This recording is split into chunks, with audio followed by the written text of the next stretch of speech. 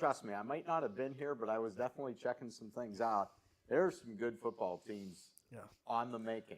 Mike, how about this? Latonia and East Palestine, both 2-0. It's the first time that's happened in a long time. Wow, that could be 25-plus years For both. They were both 1-0 Yeah. at the same time since 2009, right? Yeah. First time, Mike.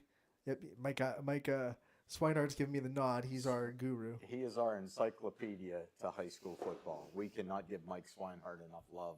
This guy is awesome. We ask, he always delivers. And the one time he didn't, he was having a piece of pizza. So it was fine. We got Scotty Mencher in the studio. He's on the 1s and 2s giving us game updates along with Raynar Pavlov from Purple Cat Nile. Yeah. And then, of course, Eric Oates running the computers. He is. Making sure we have games to flip to. Really looking forward to it. Happy.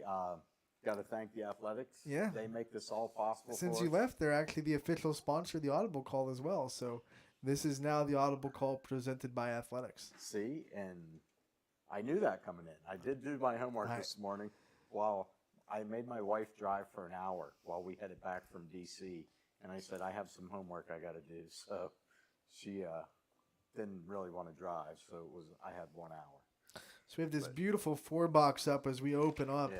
And we have Moody Canfield's on it. We have Crestview United as well. Then we have Grand Valley McDonald is on this 4-box. And then I think the last one we have on this 4-box is Gerard and Edgewood. So a lot of good games today. Oh, absolutely, 100%. I mean, you can't beat it when Mooney Canfield, something's got to give tonight. Mm-hmm. One of them will not leave that field with an unblemished mark. And then one of the ones that we don't have, but I think is one that I'm really looking forward to involving a YSN school versus a non-YSN school, the Perry Pirates going to Kirtland. Last year, that was a triple overtime game in Perry. So a lot on the line in that Lake County matchup. Well, some heavyweight powers, and I know Geneva's new for us this year. They're still looking to remain perfect.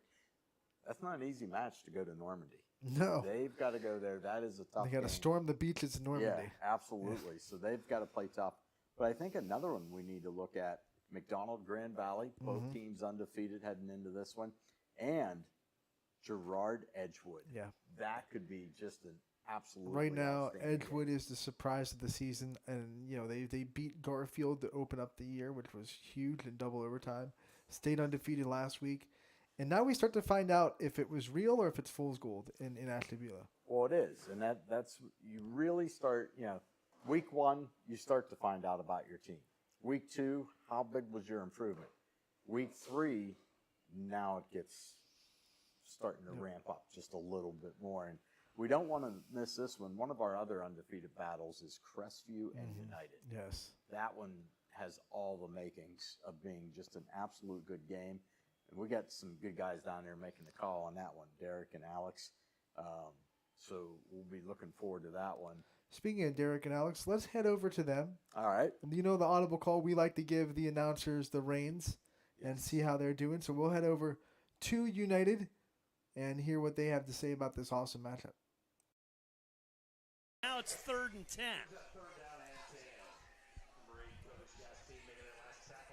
Same formation.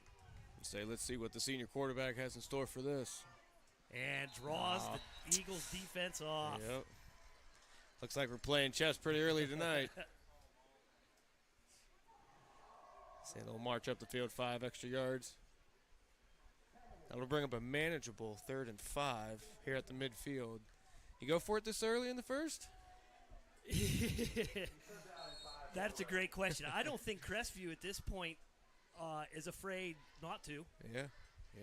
Yeah, I'm sure we'll see a lot of fireworks from both teams tonight. A lot of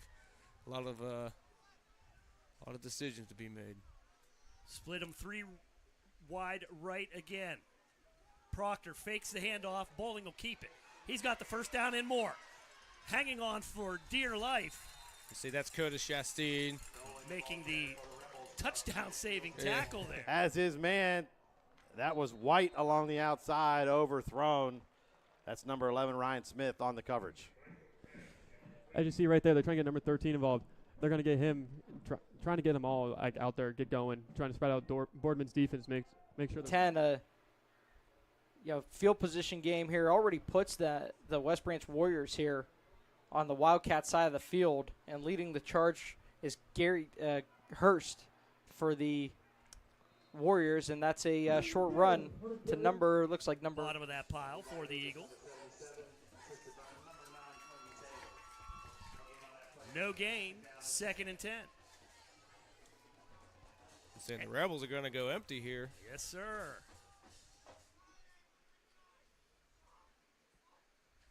Noling with the hard count. Looks at the sideline, gets to play. 9:25 and counting here in the first. Shotgun snap. Noling looking.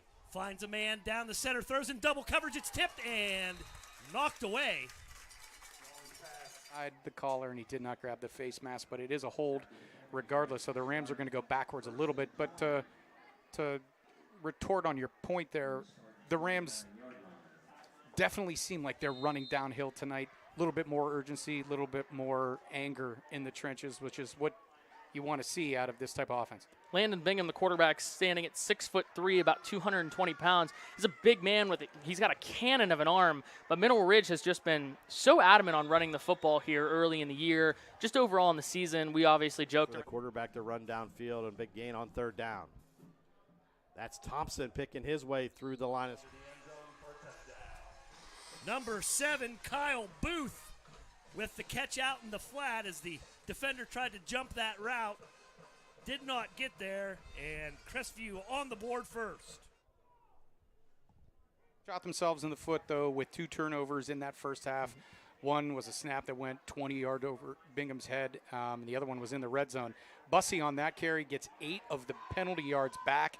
Did a really nice job of hanging onto the football as it came loose on the sideline. And it is possible that we see a little early shower, possible storm here in Mineral Ridge. It's what the forecast calls for. There's a handoff to Jones up the middle. He cuts back, and he has room. Jones up the middle, inside the 5, and into the end zone for the touchdown. Chase Jones from 30 yards out and starts this Poland offense day great. Ball in between the hashes all day. And again, you start out at 1st and 20 after the big holding penalty. Back-to-back 8-yard runs for Bussey. Have it 3rd and 3.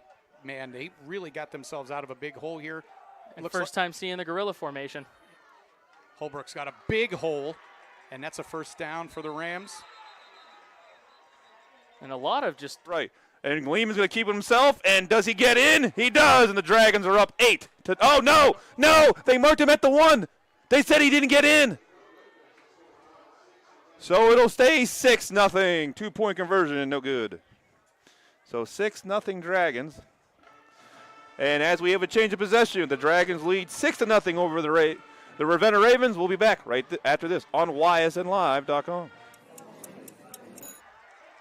Down at the 1-yard line, but another really good run there from Preston Holbrook, who's put his head down and is on a mission tonight, Mike. I tell you what, the offensive line has already set, and they're ready for 1st and goal, and it's going to go to Holbrook. And I think I don't think it might have been an illegal substitution.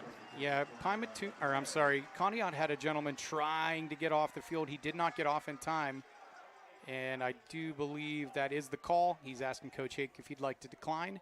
And through all the madness, Preston Holbrook with a 3-yard touchdown run. I was just getting ready to say, touchdown, Mineral Ridge. We'll see what the official call is.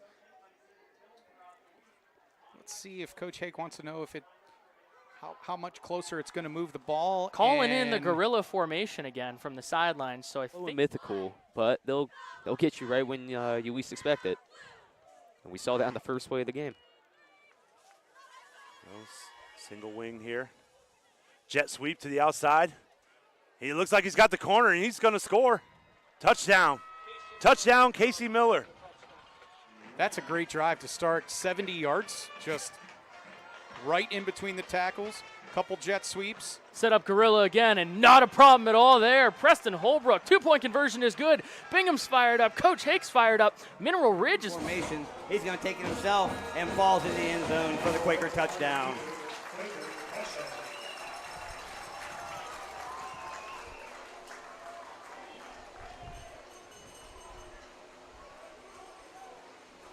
Claire's was up on Beaver Local 3-0 in the first quarter. Salem takes a 6-0 lead here with the extra point pending. Looks like number 40. Where is that? Can't tell who that is. If that's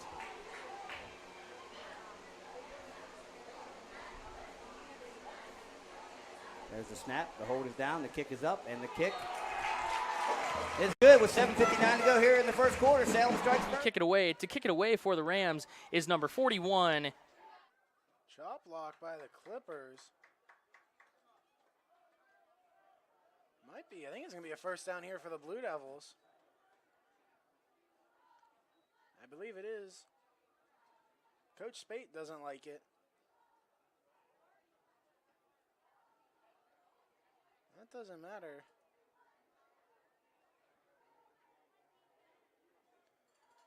So, it is going to be a first down for the Blue Devils. A personal foul, 15-yarder. It's going to move up all the way to the 25-yard line. So the Blue Devils are going to get a new life here right at the 25-yard line for a 1st and 10 with 4:35 to go here in the first.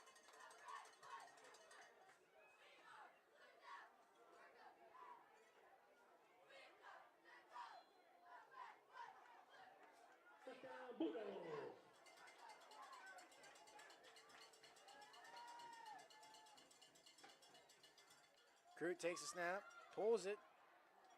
You're going to get about to the line of scrimmage, and that's all he's going to get. Going to be the same line of scrimmage at the 25-yard line. 2nd and 10 here for the Blue Devils. Tackled by a slew of Clippers.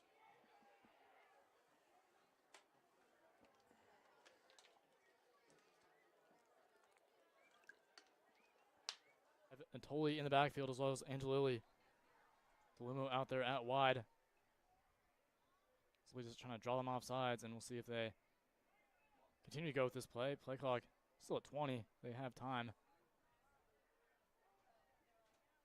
Will be a handoff to Natoli to the right side, and Natoli trying to find some running room, and he is just swarmed by the Falcons. Don't know if he gained any yards there. It's going to be a decent gain, actually, about maybe 5 yards. However, it's going to be close here, and it's going to bring up 3rd down for the Bulldogs with the movement. But, I mean, decent pursuit by the Falcons, and, just keeping the feet moving, just finding some running room. It's a very manageable 3rd and 1. You got a lot of options here. The backfield that they have, and they will go with the wishbone formation, and ran this a lot last week against East. It's completely unstoppable. I don't know if East tackled them for a loss at all when they ran this formation. Hand off to Pano Zipolidis, bowling ahead and into the end zone for the touchdown. Pano Zipolidis from 5 yards out and pulling. It takes a commanding 13-0 lead. Srensky moves in motion. Crute, quick pass out to Srensky. Srensky quick, trying to get something going. Gets to about the 31-yard line. 32-yard line. And we have a injured Blue Devil, number 11, Jaden Goddard. So we'll step aside. We'll be right back here on ysnlive.com. I'm Matt Crystal, and I've been a customer of Greenwood Chevrolet. Both teams have made pretty good plays on defense. Yeah, they've each got a little bit of a drive. That first one was much better for Mooney than this last one, but like you said, they're kind of feeling each other out, seeing how things go, and I think this is going to be, in light of recent circumstances, I think this is going to be probably the game of the year in the area. The two big dogs going at it. The shotgun looks like they're going 2 wide receivers out there as Harper in motion. They were on the same play. Handoff to Harper. Harper on the edge. Gets about 5. He gets slammed down.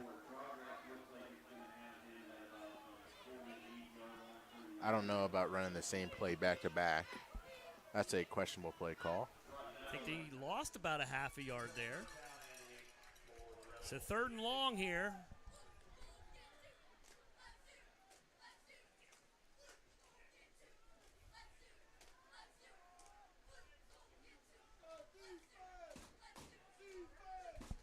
Bowling has Proctor to his left, 3 receivers right. He's going to throw again. He's got a man down the seam wide open. 50, gets by everybody. He is gone. An 85-yard touchdown pass to number 7, Kyle Booth. And it's quickly 13-0. Yeah, I want to say they got a little block in the back here. A receiver trying And to they block did downfield. bring it back. Yep. March that ball down the field. And, you know, if it ain't broke, like you said, Seth, go back to the hot hand as McGee is going to carry it forward for a first down for Rhodes. You know, one thing I've noticed about this Rhodes offense is that offensive line and running backs, they are not small. They are big guys. And we've seen them try to establish the pass early in this one, but they haven't necessarily. Nunzios always have speed, and they're tough. Yeah, that time just a simple like little inside zone. Quarterback turned over, handed it to him, and he found a lot of room actually. Yeah. And luckily that Braden Bryant caught him down there inside the 5-yard line. Big play for Canfield. Coca up the middle, nowhere to run. That's kind of been a go-to play, the quarterback keeper for Canfield for since the Brock Lowry days, and it's hard to defend because you got everybody else blocking. Yeah. And it's a really good play if you can run, especially with the way Canfield does it. Is they stay disciplined, stay in their lanes, they find holes, and just let their athletes make plays and believe in their system. Yeah. Well, now they've entered the YSN red zone, as I like to call it. We'll call it that. Yes. As DJ would say, it's for sale.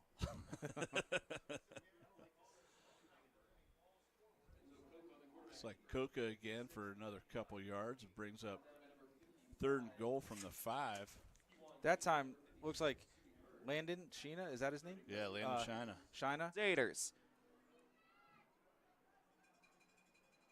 Knights stacking the box a bit. Couple extra linebackers. Handoff. No, fake it. Play action. Wide open. Flemister in the middle of the end zone for the touchdown. As Andrew Knight. It was just an animated holding call. You know, got to over exaggerate a little bit. I haven't seen the holding call start above the head yet, but you know, today's a first. Looking for running room, bouncing off of tacklers. Ball is out. It's loose. Barberson says they have it, and they do. And that is the exact play that the Magic defense needed. You could see, like you said earlier, their body language.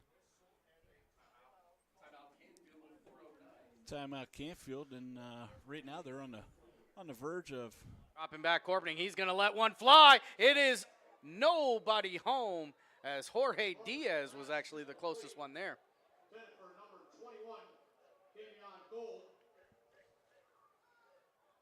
Rhodes wearing the white and blue, and they got a little bit of the old school Rams helmet. I'm talking, you know, like back in the LA before they were LA the second time Rams. I'll tell you, white looks very good. White's a very clean color. Yeah, I like the throwback look there, you know. Lakeside, of course, the one closest to my heart, rocking the pure gold helmet. A dragon by graduation and a dragon by God.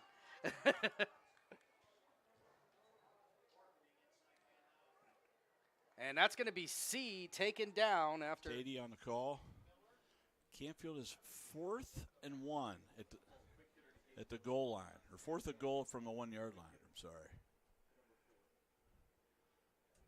Looks like they got their Rhino packages in. They're going with the tush push, and looks like Enzo Coca with the touchdown for Canfield. That'll put them up 6-0 Canfield. Smart play there, just having Enzo Coca just get under center, bury his way in through that great offensive line that they have. And although the play was kind of stopped initially, Canfield's momentum. Quick handoff here, and the Clips just try and push them in.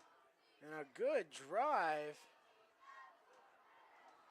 As a flag flies, it's good. Let's check out the penalty. I would assume it's going to be, honestly, I have no idea who this is going to be on. A pass downfield. He's got a man all open, and it's going to be a touchdown, Rhodes.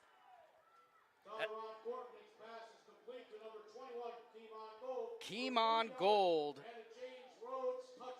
That's going to be a 30-yard touchdown pass.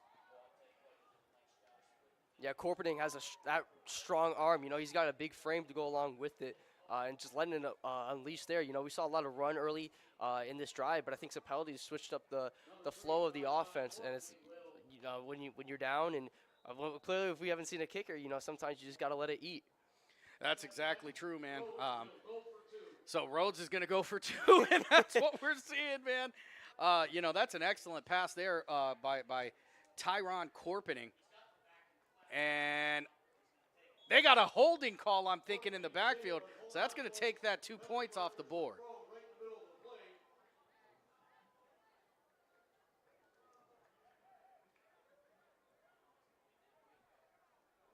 And that's exactly what it'll be. So that 2-point conversion, they're going to have to go for it again.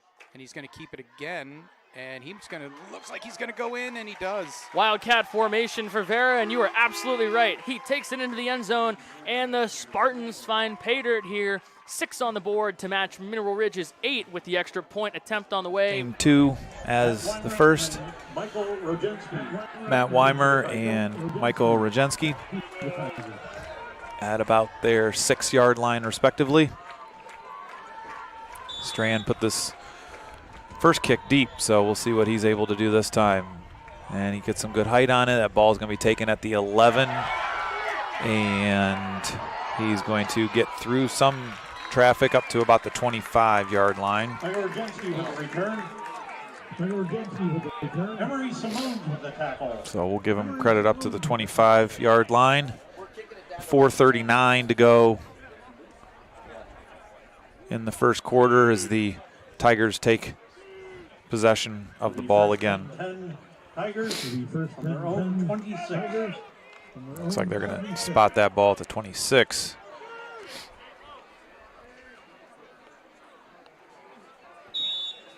As Henderson gets the ball, looking to pass,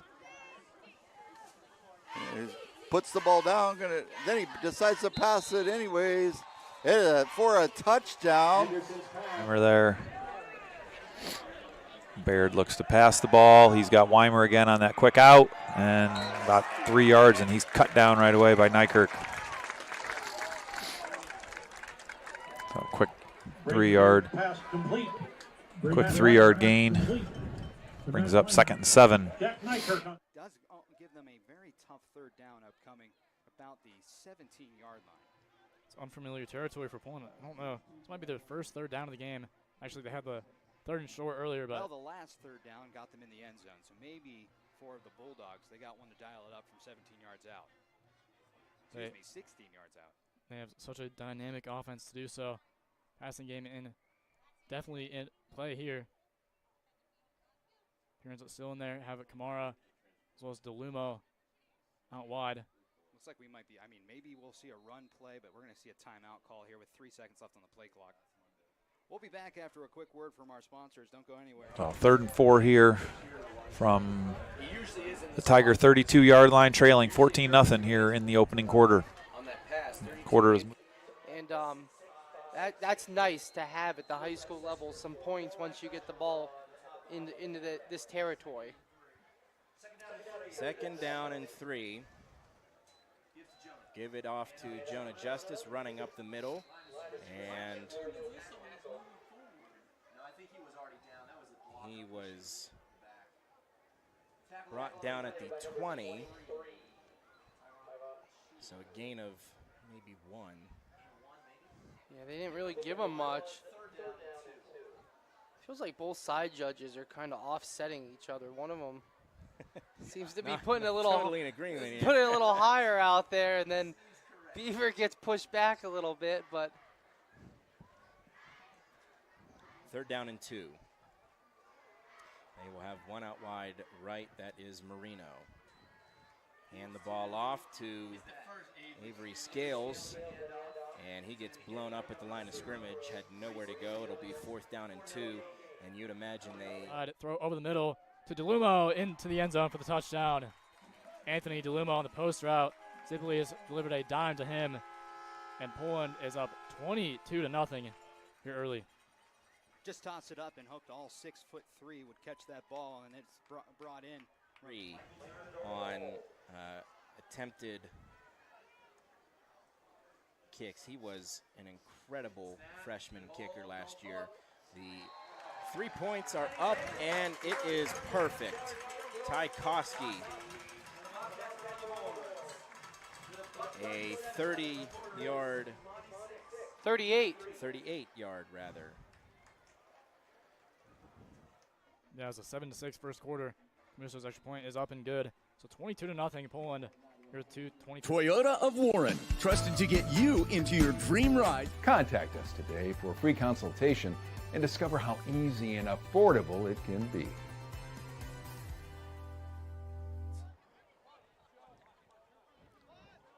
Stewart almost threw back-to-back interceptions there. This defense is very, very active. They're reading it well. You know, and when you're behind in the sticks, James, you know, there's only a couple ways to get back, and unfortunately throwing for chunks of yards is what you got to try to do, just unable to connect there. Can't get it all at one time. Here we go on the punt. Stewart with a line drive kick. Takes a direct bounce, this time corralled. Little juke step, and he's missed. He's got a seam. He is down the sideline, near side here. One guy to beat. Touchdown. Spoke too soon. They said out at the 1. Wow. Josh Krumpick, who already has 2 touchdowns today, now on special teams, made a beautiful cut in the middle of the field. It'll be 1st and goal from the 1. As it is a line drive up the middle and picked up by number 23, Tyvon Sewell. There he goes, cutting to the right side, and it is a no-doubter. Tyvon Sewell, a freshman.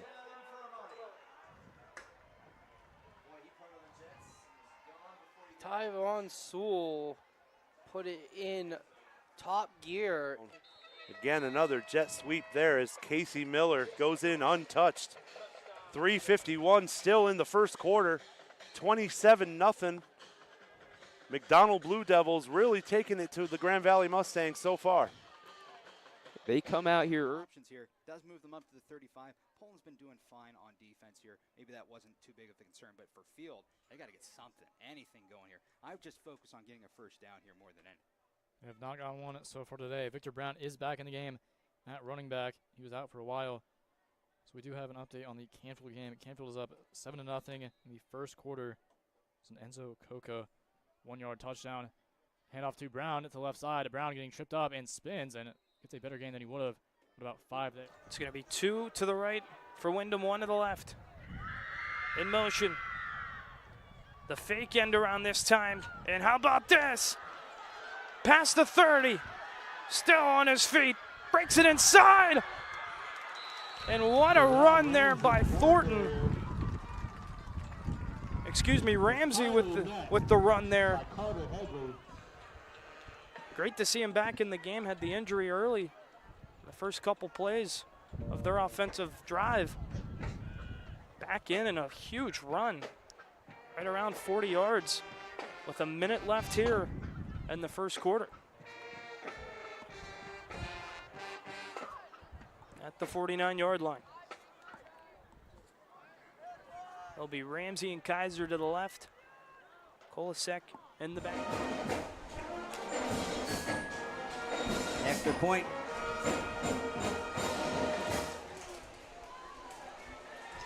There's the snap, the hold, and the kick is up. And the kick is good, so the minute 16 to go here, first quarter action. Salem strikes again, and strikes quick. 21 for the Quakers, nothing for the Potters. We'll take a timeout and be back here. This will put them back at the 44-yard line and make it 1st and 15.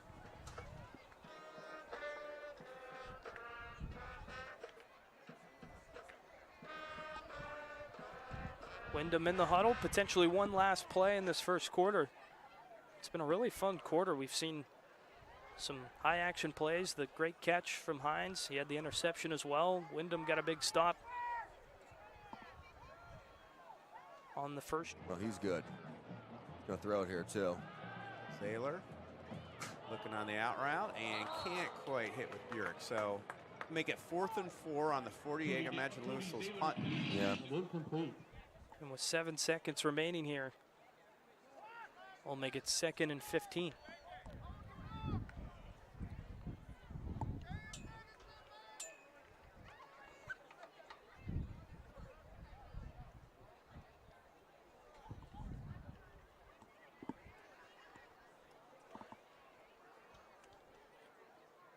Smithberger will be under center. Well, he got those yards back for him right there, Joe. Yes, he did. It's going to bring up 2nd and I think 6.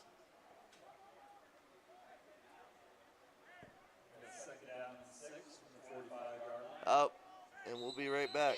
What I appreciate about Greenwood Chevrolet, they really seem to demonstrate their Green with the tackle, and that'll be it for the first quarter. Jackson Milton leads 7-0. We'll take a quick break and be back for the second quarter here on YSM. Reserve Run Golf Course, located in Poland, is your destination for great golf, delicious food, and fun times. Whether you're in good run is going to be erased. Just got to be smarter than that. You can't. You have a good gain. I get it's intense, it's competitive out there, but you cannot let your emotions control what you do. You got to stay calm and balanced, because when things like that happen, it just hurts the team.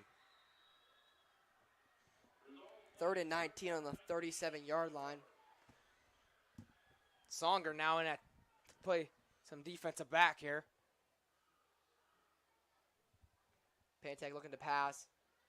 It's going to be a screenplay to Kim. Brady Krisick tries to tackle him. Miller hits him out of bounds. Another tackle. Kim evaded Brady Krisick. I mean, Krisick was there ready to make the play. Good play by Kim to just break off him.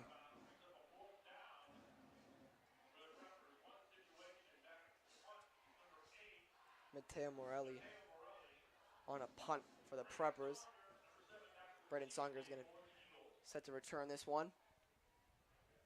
Still 3-0 after an early Eagles field goal. Punts away. Fair catch by Songer. Inside the Eagles' 30-yard line.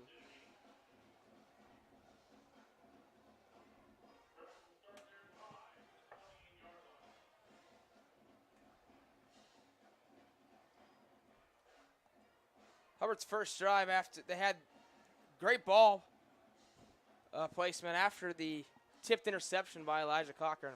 Only got a field goal out of it. See if they can make a good drive here and get 6 in the end zone. 2nd and 12.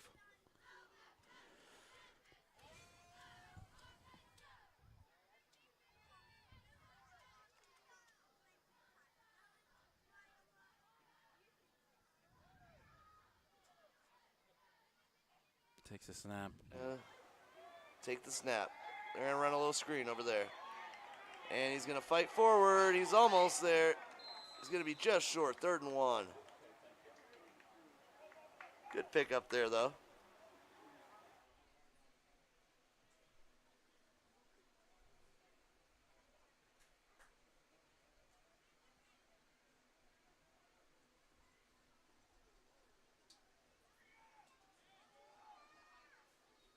Crestview goes power I. 3 backs in the backfield. High snap. That's corralled. That'll go to number 8, which is Wyatt Hart. Expect the ball will be spotted at the 2.5-yard line. 2nd and goal. See if the United defense can come up with another big stop here.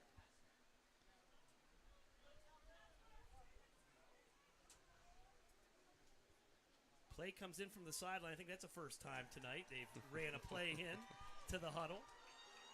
3 backs in the backfield again.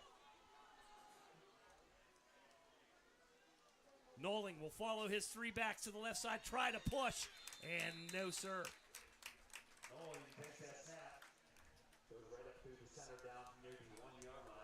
23. Keon Fortson, the senior linebacker. 7:46 to play. And now the Dragons, 2nd and 9, lost a couple yards on the play. 2nd and 10 actually, so he lost about 3 yards.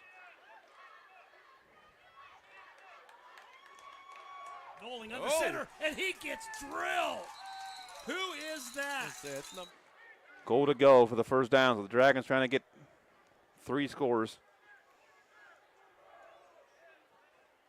Lehman keeps himself. And he's hit, gains about they got him for 3 yards. It's cracking up here, buddy. Yeah, ball spotted still at that 1 yard line. Come to play.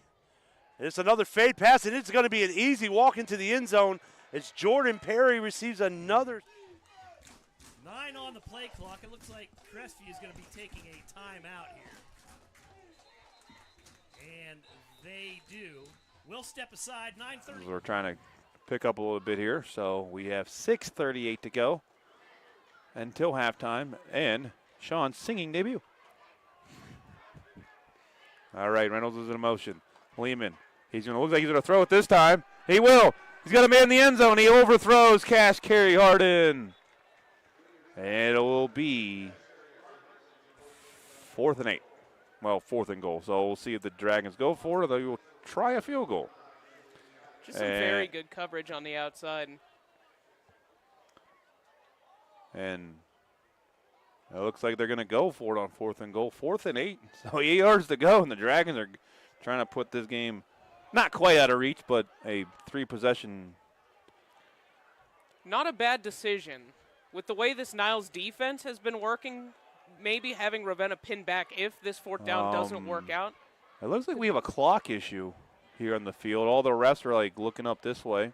Not at us, but the press box. All right, we got that all taken care of. 24 seconds on the play clock. 6:23 to play in the first half. The Dragons, I almost said the Guardians. Oh, my goodness. We're in the wrong sport in the wrong level. Oh, my goodness. Lehman rolls to his left, going to the end zone this time. This time, he gets a touchdown. And he gets in for the Crestview touchdown.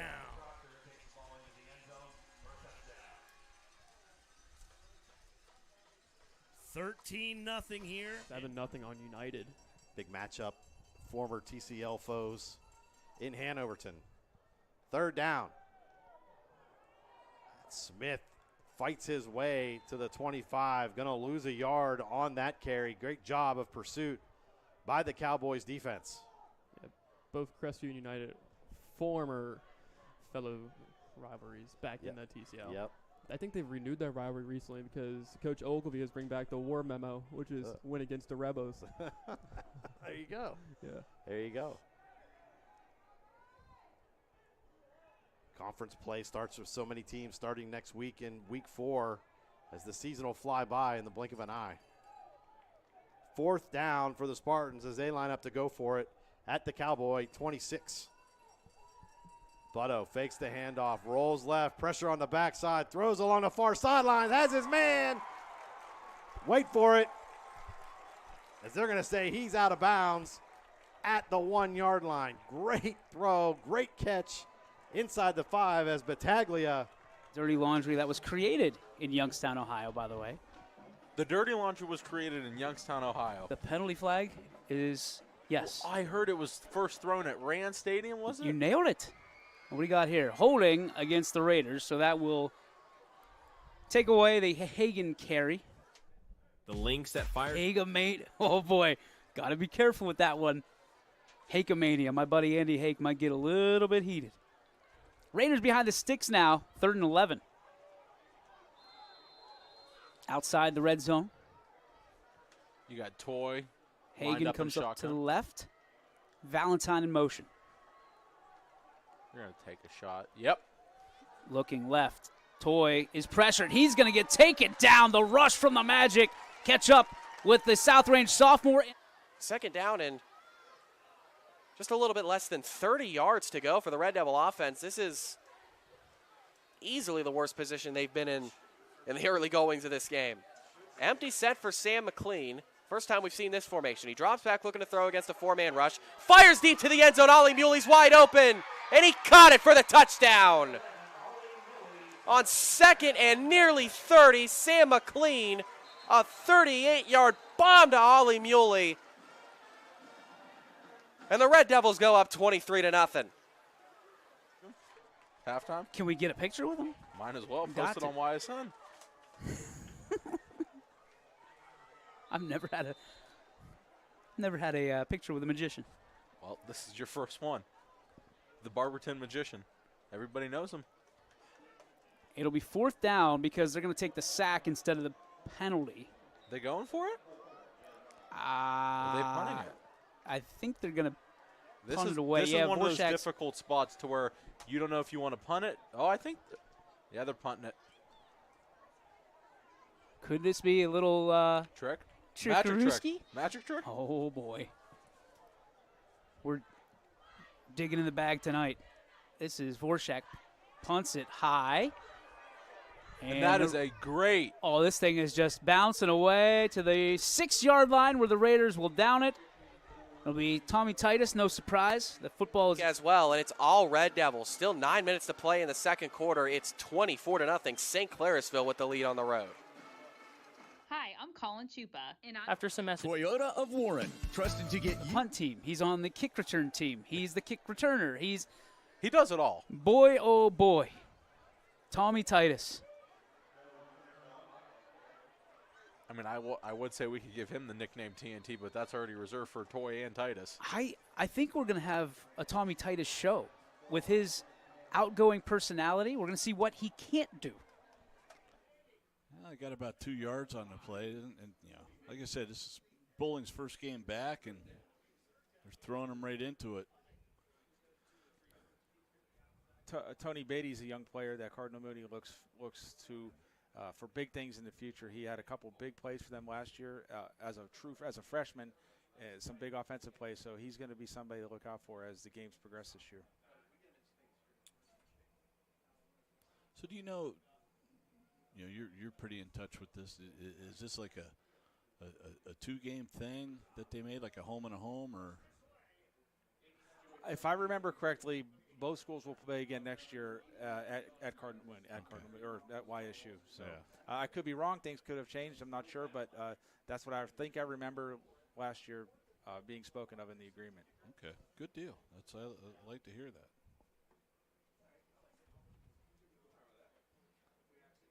Fire to his right. He's got it, man. Fighting for it. Very close to the goal line. I think he's going to be just short, though. Sloan on the catch that time. They got him down at the 1-yard line. Another hurry-up play by Gerard.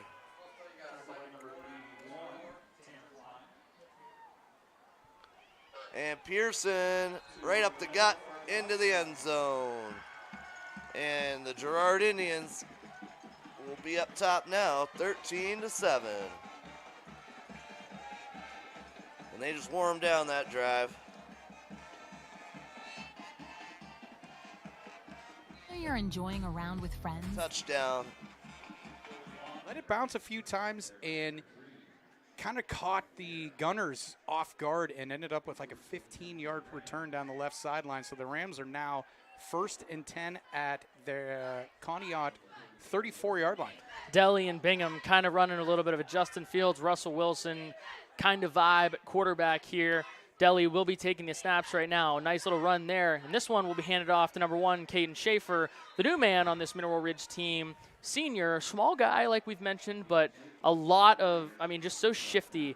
Almost like what we saw last week with the quarterback from United in Thomas, who just wasn't the biggest guy out there, but my gosh, can he move laterally. It was really great to see. No, Thomas last week torched the Rams for 200 yards on the ground. He was 5'7", and All right, welcome back into the Audible Call with Mike Ackelson, Anthony Hartwig here, down at the Athletics, who is our presenting sponsor. And because of them, it's free for everybody to watch tonight. Gotta like that. Yeah, free. Everything's free. Not too many things in life are free, but Audible Call is. And look at that. Yeah, that's a nice run there. I believe Conneaut trying to make something, or that's Middle Ridge. Middle Ridge's offense looking to chalk up another one and go up 3 scores. Yeah, so. it'd be a big score. They're up 10 if they can get punchless in the end zone. Some pretty good games around the area. Got a couple blowouts already. Toronto having their way with Wellsville. McDonald all over Grand Valley. That one's 35-7. This is a good game between Howland and Marlington. 10-7 the They score took a right timeout while they were live on the Audible Call. Of course. Quarters. That's how it always goes. And then got a pretty good ball game here. Warren JFK, Liberty, 7-0. The Leopards. That means there's a visiting team though tonight. I know, You gotta it's let everybody crazy. know, even though it's on their home field. We're trying to they figure are the out. visitors. We're doing some journalism, like which locker room is Liberty using? I'm pretty sure they used their own. They would, right? Yeah, I'm pretty sure. We'll have to dig. Yeah, but this is another quarter because Liberty has not been scored upon yet, and they're shutting out JFK right now. But that was a big play. I couldn't tell which side they're going. Yeah. Is that JFK that ran that?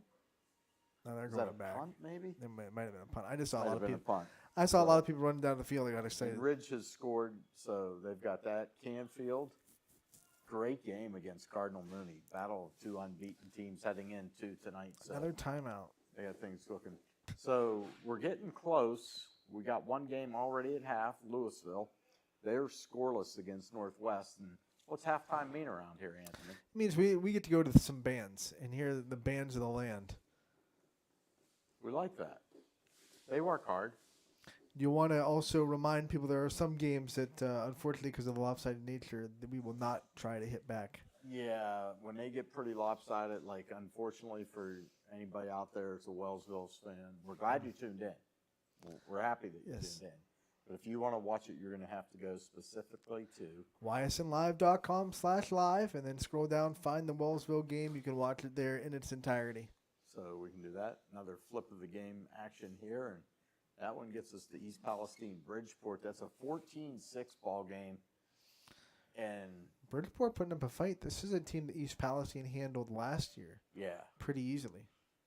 and I'll tell you this, that is a hike to Bridgeport. Yeah. If you've never been there, that is a hike. And it does, they're And- playing on an old school grass field. The stands look modest at best. This side, though, if I remember correctly, it's an old fairgrounds. Oh. It's an old fairgrounds at the school, so who knows what they do there in the summer. There might have been a demolition derby on that field at some point. So, but I'm I sure can it's- tell you that. I'm so. sure it's ready to be played on. Oh, yeah, absolutely. Let's bring up the 4-box. Just some shards of metal here and there. Hey, that game between Kirtland and Perry, Mike, tied at 21. Don't you love our 4-box? Love it. That is awesome. We know Garfield jumped out to an early lead on Springfield. We will bring you a little bit of that game here when Eric wants to put it in for us. That's a school feed coming out of Garfield tonight. Yep. So, but you got some. I love the 4-box that we've come up with. It's awesome. We got United Crestviews up there, Southern Locals up there. I can't see the other two because I'm partially blind. Is that Canfield and Cheney up in the upper right? Yes, Canfield Mooney. Canfield Mooney, sorry. Wrong Youngstown team. Well. You were geographically close. Yeah. Let's pop into Garfield. There we go. Told you we'd go to Garfield. We ask, Eric delivers. That's the one thing you can't argue about him. They're up 21-7. Is that just into the second Looks quarter? like someone's kicking off. It looks like, just into the second quarter with about 11:08 to go. Wow. And it looks like Springfield might be the one kicking off. So I think they scored. Got a 21-0 deficit to 14. Now they need their defense to step up a little bit. But a lot of fun here on the Audible Call. I'm glad to be back. We're glad to have you, but we were talking, but we're already so more efficient than we were the last 2 weeks. You're like the glue that holds us together. Well, you told me to leave. I was yelling. No, I'm kidding. He berates us. He makes sure that he beats us if we don't get to the right game. So we are efficient out of fear. I only offer suggestions, and I do have a bodyguard in here. Mike's got my back. Mike's got your back, and Radar probably does too a little bit. Yeah, and I know Scotty would run over anybody for me. Radar looking like one of those, informants. He's in like one of those trench coats. He's looking like Deep Throat over there. He actually looks like he's about ready to go sit down and sip on a cup of brandy and smoke a stogie. I like the color of the jacket though, all red. Yeah. Let's go. Yeah. It's classy, Radar. That's the big thing, right? Okay. He's so quiet. Dynamite drop in, Raider. Scotty throwing shade. Scotty.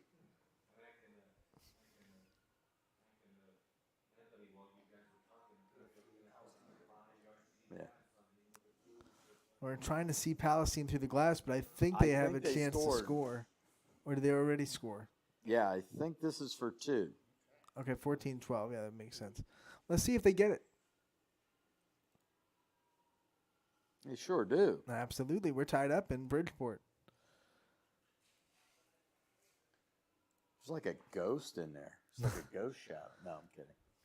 Halloween's next month, guys. The ghost of Tim Figley. I think Halloween's on a Friday, too. Yeah. We're going to have a Friday Audible Call Halloween. It'll be a bewitching show. Should we do the show in costume?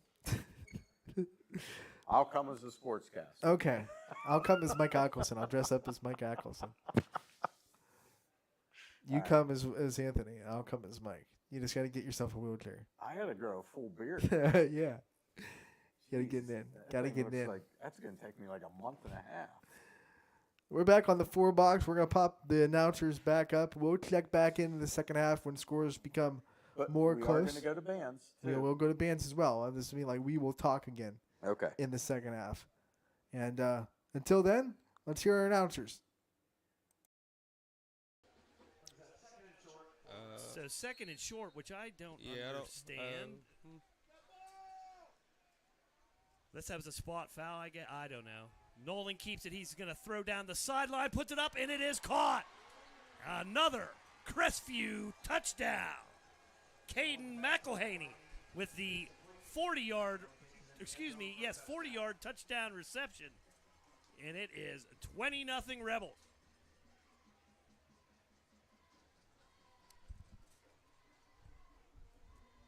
Another defensive back just trying to jump that route and not quite making the play.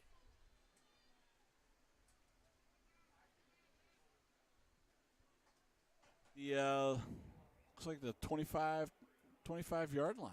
Yeah, that's a big play in the context of how this game is going. One team gets up by 2 scores, and then that's going to be something that is going to be hard for either team to get out of. So it's going to be really imperative for Cardinal Mooney to come away here with a stop and no points because they have to give the ball back to Campfield to start of the second half. Yeah. Once again, Gentile is very, very elusive, very athletic within the pocket, but probably an instance of just trying to do too much. And a lot of hands are coming in there at the ball, and that was a moment where it just fell out of his hands. Yeah. Good play by the Campfield defensive line. Yeah, and good pressure by Gabe Miller really disrupt that play and the timing of that play and everything like that to give the Cardinals Campfield the opportunity to do that. Quick pass out from Coca to Furco.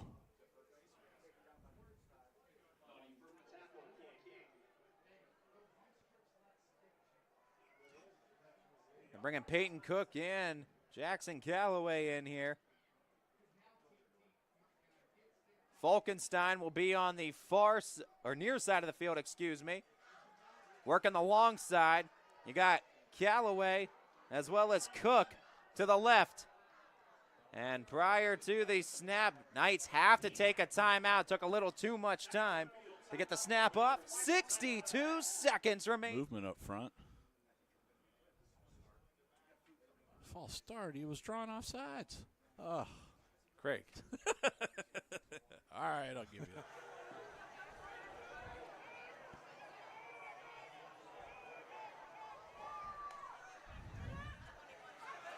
Here's Bishop coming around, finding a crack. Plum trying to get him, can't get him. There goes Bishop. Big play all the way down.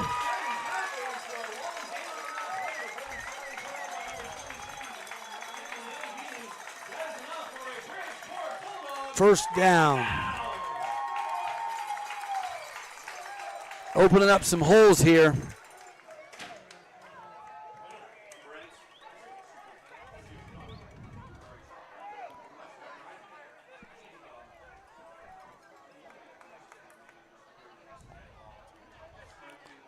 Ball going to land at around the 12-yard line. Kinsey in the pocket, off his back foot, gets picked off in front of the end zone. Still on his feet. Knights trying to get the tackle, and they will. But a key INT will prevent the Knights. Going to try to get around everybody. Boy, he does, and he's going to find himself in the end zone again, dancing and driving. Himself, he gets a first down and more. Spin move inside the 5-yard line, taken down, and the Raiders with a fresh set of downs going to be first and goal, Logan. And like we talked about at the beginning of the game, you're on the road, you're in a tough environment. They are on the brink of a 4-touchdown lead. Now, 3. Going to try to get around everybody. Boy, he does, and he's going to find himself in the end zone again, dancing. That's probably not the first time people from Barberton have heard that, but I appreciate the effort. Toy moves up under center for the first time tonight. Handoff, end around. Once again, Raiders looking for the corner. They do, and it looked like and is Gavin Hiscox with his second tutty of the night. And wow, the Raider offense, 27. Oh, this is big for the Warriors. They got to try to hold on here and keep them out of the end zone. We got 4:20 left in this half. Oh, that speed option, I think it got him again. He's in for the touchdown. Sam Scott, his second of the day. And that speed option has been deadly. It's going to make it 19-7 now.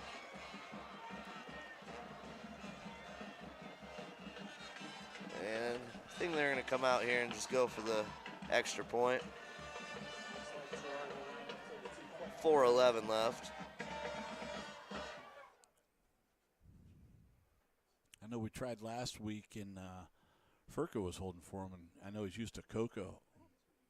Normally holds for him. That's who's in now. Good hold.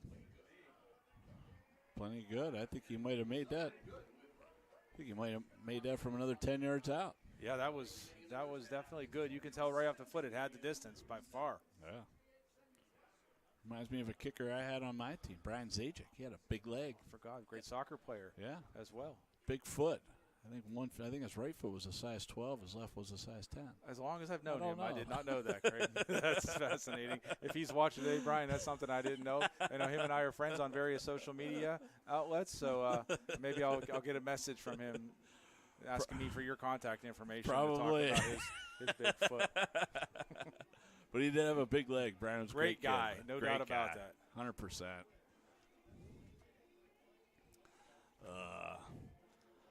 Well, I'll tell you what, the Canfield crowd, I haven't seen them this worked up in a while. They're like in a frenzy. Fans, let's get the cheering. Trips to the right. Smithberger in the shotgun. Snap. Looks, fires, and it's incomplete. What a tackle by Jack McDevitt. This kid can also play defense, folks.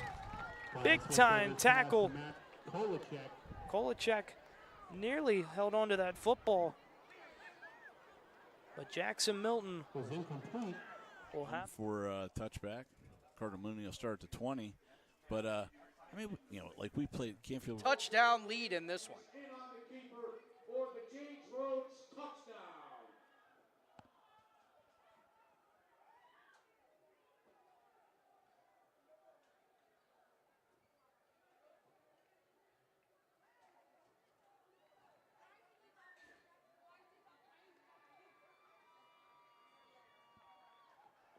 So they're going to go for 2 here. Now, the last 2 two-point conversions they've gotten with a holding call, and then they're 50% on the second try. And they're putting Brady right back under center. as they can smell the end zone here. And he's going to be short, so 20-0 is the number.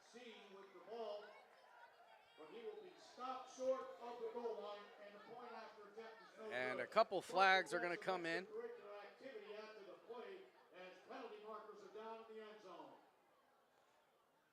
Well, what I thought was the Lakeside Dragons getting the ball back at halftime completely changes now. The fact that this drive becomes even more important. You know, it's a 3-score game, which, you know, how this game has felt. It hasn't felt like it's too far, you know, by numbers, but it, you know, you got to make some out of what, you know, not only the Rams are giving you, but you got to find some fire right here, you know, and just go out and compete. Put yourself in a position where we can go into halftime and say, okay, we have some momentum, you know, let's go out, get a stop at halftime, and we can get right back in this game. Yeah, I mean, both teams have made tons and tons of mistakes, whether you're talking about turnovers. First down marker, and we'll see what the flag is. I'm gonna go with holding. It was kind of early for a hold, but definitely there was an illegal shift there, it looks like, on Cardinal Mooney. That's going to bring that back. Nice pitch and catch by Gentile to Kingston Powell. Yeah. No, I like your, you know, this. It's like he's I love running backs, and you don't see him a lot anymore. Everybody wants to have the juke moves and the shifts and the, you know, all the moves. This guy's just putting his shoulder down, putting the hit on you, and you better put it back on him, or he's just going to run you over. Yeah, Ike is definitely an aggressive player. Yeah. Old school tough football player. I love to see that. Boy, great pitch and catch there to Kingston Powell. Tackled by Gabe Miller on that play. Looks like the clock is going to run out on Cardinal Mooney's offense. And that'll be halftime, and we will let Canfield celebrate their military tonight. Took it back to the end zone. It goes in 14-7 over to Mooney Cardinals. And I think it's going to be a very interesting and exciting second half, buddy. I couldn't.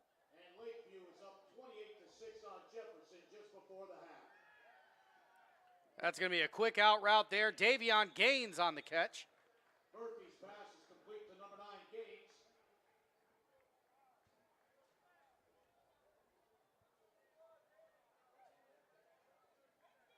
Run out of bounds by number 15, Brady.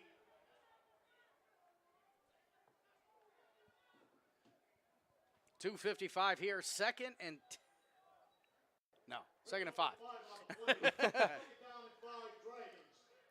Here's Murphy dropping back. It's a quick hitter to Matt Wagner, who's going. Thing with Pope out in motion. This time he fires to Pope. He's caught it. He's trying to get up to the sideline. Carrying a couple guys with him, close to the first down, but I believe he's about a yard shy. It's going to bring up 4th and 1 with 2 minutes left.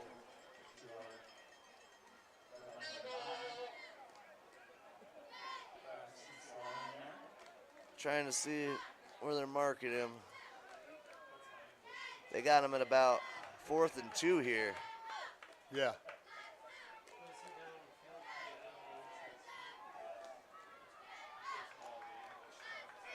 .130 left. Warriors trying to get it in here before half. Man in motion. Dufour rolls out to his right.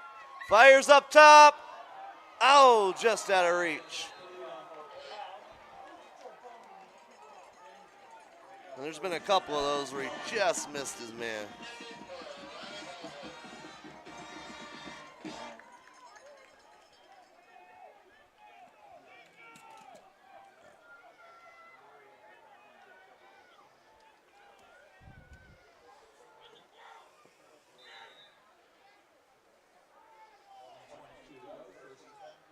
The backfield, Dragons are moving, and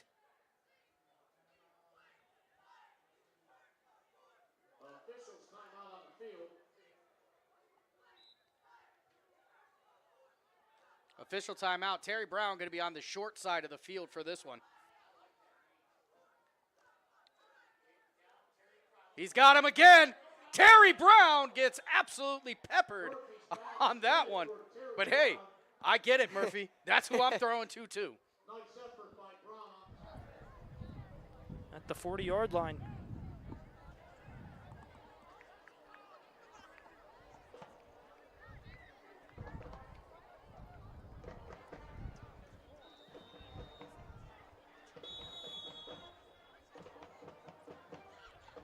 And Jackson Milton will use their first timeout of this first half. We'll take a break. Be back after this. Once again, we would like to remind everyone in Want a new car? Yes. But have bad credit, no credit, negative equity, or bankruptcy?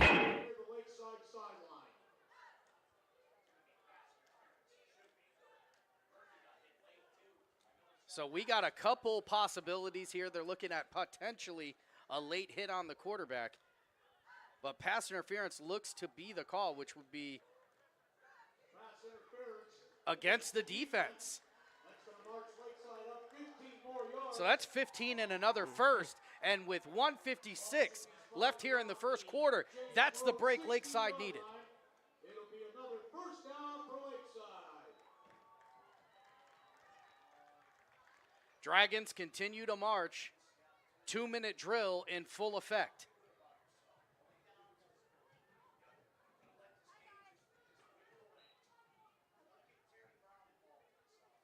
Murphy dropping back. Lets one go.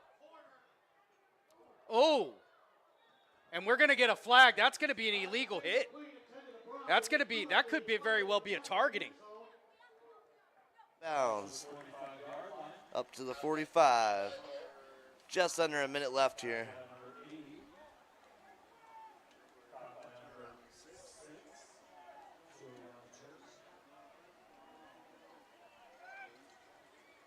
It's going to bring up 2nd and 3 here for the Indians. Pearson looks right back to that side, and another nice little curl route, first down again.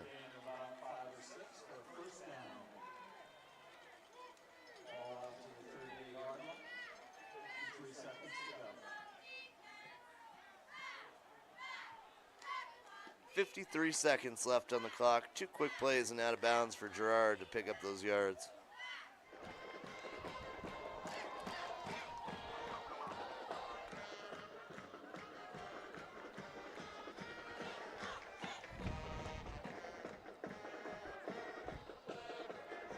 Brock Hyatt back to kick the extra point.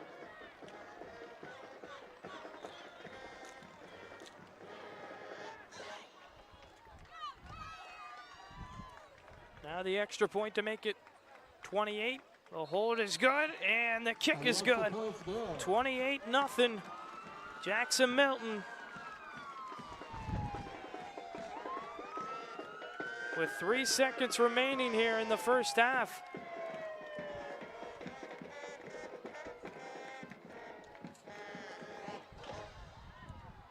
We'll take a break. Be back. Enjoy lunch or dinner on the patio. Eat. And that's the 2nd touchdown of the game now for A.J. Pearson, his 14th on the season. That's going to make it 27-7, Girard. It took a little bit, but this high-powered offense we were talking about definitely got going in the second, Joe. Yes, it did.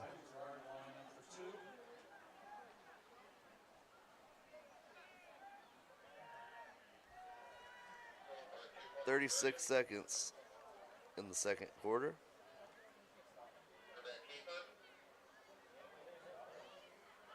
No.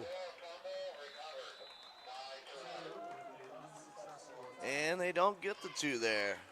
It's going to leave it 27-7 here. We'll be right back for this kickoff.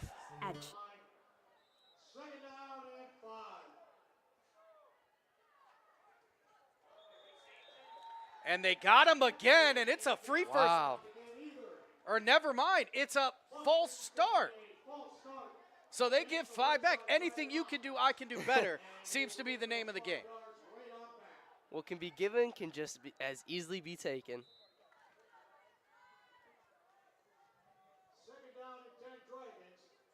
Lakeside has taken some of these gifts and returned them right back to sender. And now it's back to 2nd and 10, 151. Nothing has changed. It's been 10 minutes. Murphy, a little bit high on the snap. That one is batted in the backfield.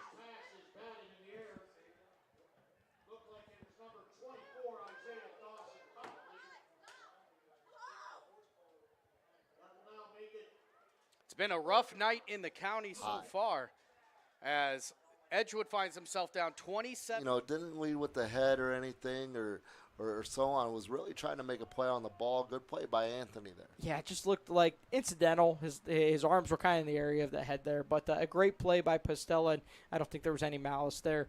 The 2nd down and 10 there, it's Hurst. He's going to roll out to the far side. He's going to throw. He's got a man. It's Jeremiah Thomas. They connect once again for a 1st down, and they're in Struthers territory at the 48. Rolling that way, able to hit the receiver to the boundary to the right side there. A deep out pattern to the boundary, getting him out over the 50-yard line for a 1st down here. Grady Hurst, he can just toss the ball wherever he wants right now. Great quarterback, great gun. If he can throw it off that back foot, he can really spin it, huh? 4:25 remaining here in the 1st half. West Branch on the move. Hurst is back to pass. He's going to look, and he's find some room to run. He's rolling out. He's going to throw it deep. Oh, my. And he's got a man. Got number 3, and it's going to be Grady to Grady once again. That's going to be Grady close for a long touchdown from the 48 yards out. Hurst's ability to get his hips around to the play and get squared to where he could throw that ball going in that direction. And this is where the Dragons, they're going to go for it here. And you can make up for that trouble right now as we go 4th and 10. YSN is here on the call. You can tune in to YSN.com to catch the live stream or the replay. Let one go, let one go. And that's just going to be good defense by the Rams as they'll stop that drive where. And I'm assuming they're going to turn that down as it's most likely a holding call.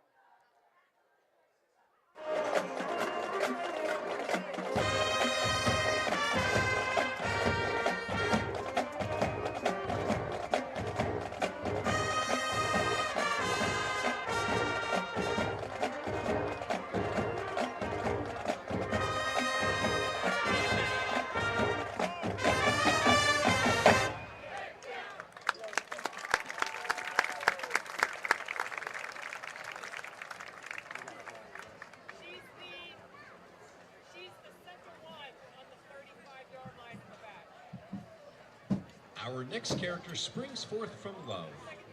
Love can bring with it a range of emotions, from happiness, joy, to disgust, and envy. And another way to describe envy is jealousy. Despite this next chart's feel-good sound and singable chorus, those are the emotions that led to this debut single from the Killers in 2003 that still rocks today.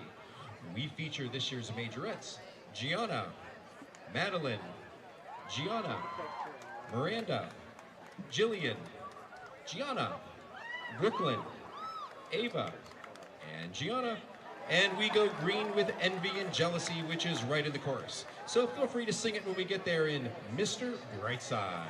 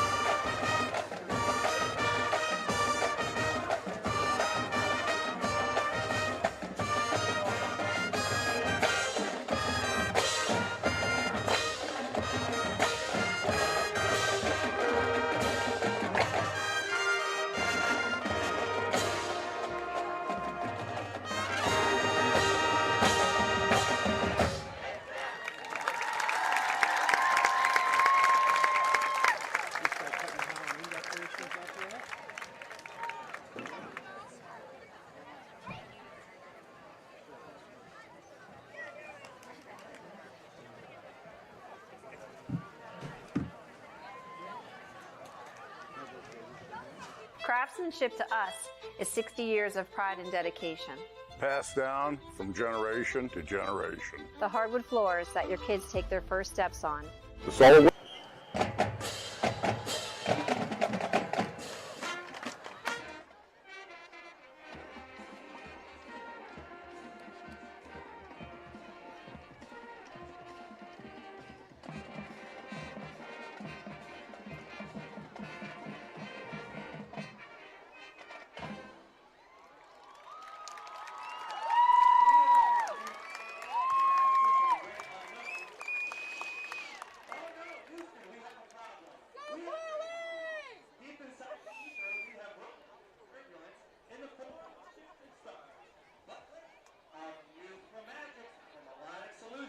Let's launch into this next hit by Nicki Minaj.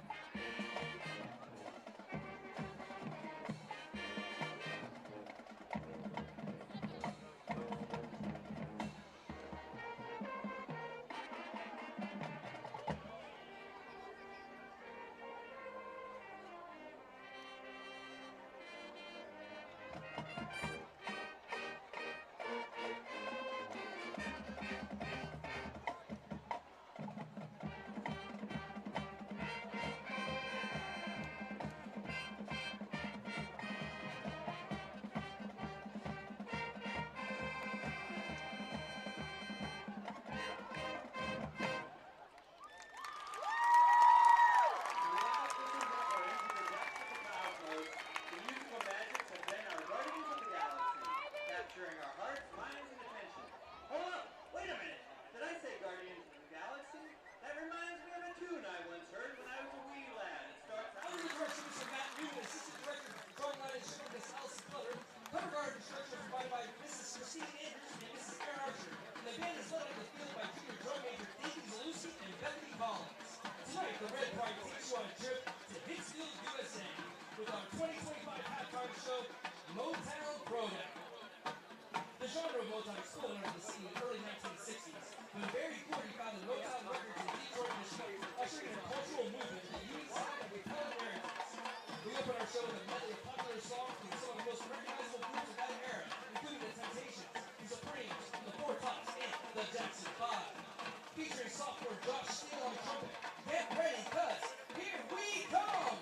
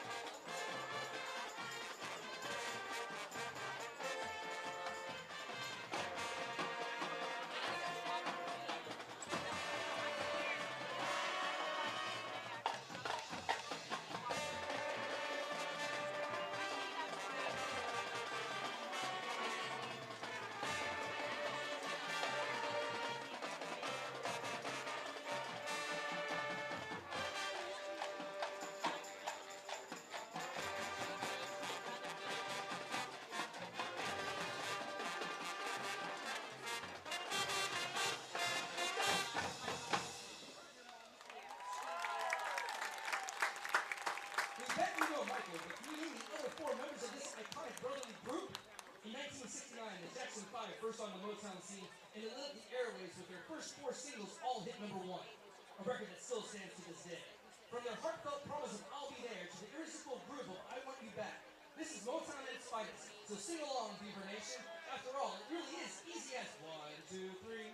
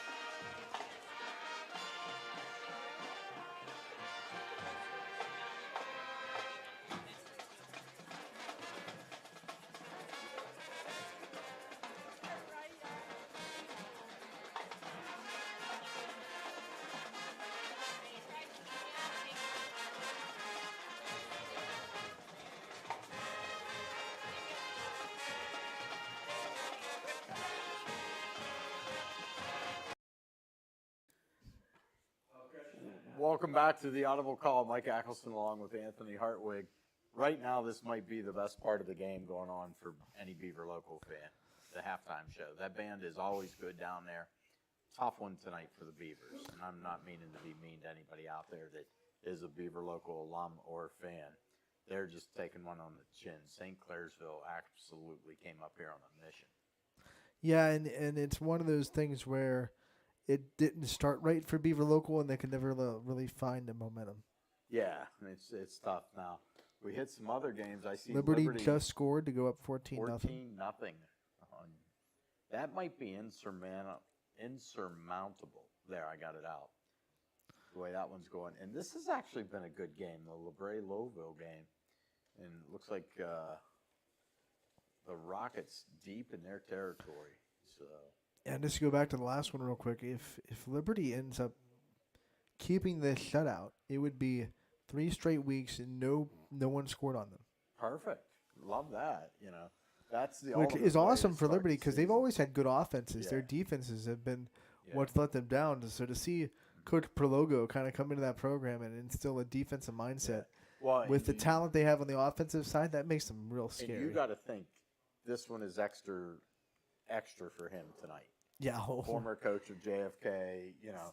There's some this emotion one there. Means everything to him. So Anthony's kind of keeping an eye on Kansas City or something. But boy, do we have a dandy going on between Kirtland and Perry. And we found a YouTube channel with it on. We're going to give them a shout out if you want to watch Kirtland and Perry. Obviously, we couldn't be there. Kirtland's a non-YSN school. But if you want to get to that game, it's really fascinating. CVC, what is it, Mike? CVC TV, right? CVC TV on YouTube. Yeah. You can watch that game. And Perry's going to actually have to come up with a stop here because this Kirtland offense is so good. Yeah. No one's been able to get a stop yet today. I think Eric's saying switch. All right, so we do. And what we got here, this is Shenango and Mohawk. The Wildcats leading the Warriors. We have missed your PA expertise. Back. This is an old-time classic arch rivals rivalry game. This was part of the old Tri-County North Conference. And I can tell you it goes back because I went to Slippery Rock and we were part of that. And there is no love lost between these neighboring schools, basically. They are within minutes. And Kirtland on a big run. Shocker. So got that going. But we got some good games. We are going to get to them. Just want to let you know, folks, if a game is just out of reach right now, we're not going to go to it. We're going to show you games that mean everything at this moment. Did he catch that? I think I saw the referee. Did. Wow, what a play by Shenango there. As they come up on it. But, hey, we're glad you tuned in. Audible Call. We are brought to you by the Athletics down here in Columbiana. So we got lots of good things going on. And as always, what do we like to do? We like to go to our announcers. So we are going to head to the Canfield Mooney game. And Vince, Craig, take it away. But Will's kid's a great baseball player. And for Otis, stud, ace. And a handoff here, but going nowhere. Mohawk diagnosed that one pretty quickly. It was Nico DeSalvo on the carry that time. It's going to be 2nd and goal now.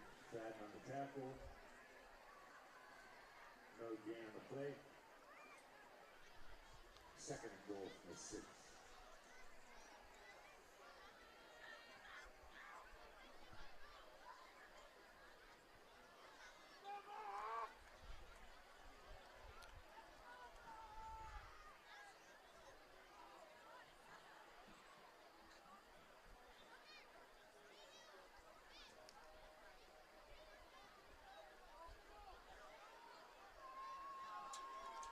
Shotgun here from McConnell.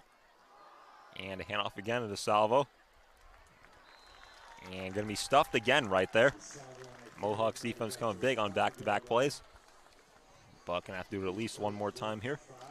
It'll be 3rd and goal now from the 5. They picked up the yard there.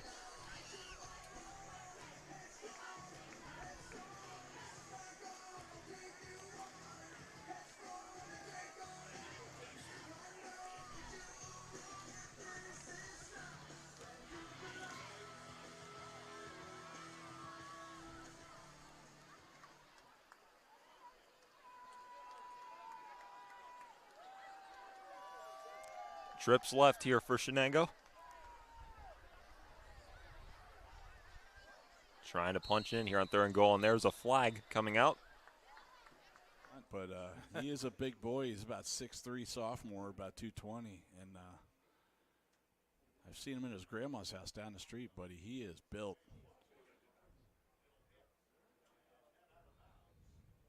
Nice little punt out of bounds that have pinned Cardinal Mooney back at about the 24-yard line. Look to come out of that power I again for sure. And once the Cardinal Mooney closes ranks, comes off the ball, gets those double teams across the line of scrimmage, they've been able to get positive yards. So I would assume they're going to get back to that, only down 10 points. Yeah, I would think. I mean, you know, we say Canfield's up 2 scores. Ryan Smith out across the 38-yard line for a first down. But this one going to go for a short gain. That'll bring up 4th down. It was Trayton Ross on the reception that time.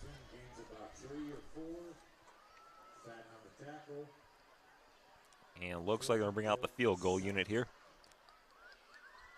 Well, a field goal here will still make the 3-possession game for Shenango if they can make it.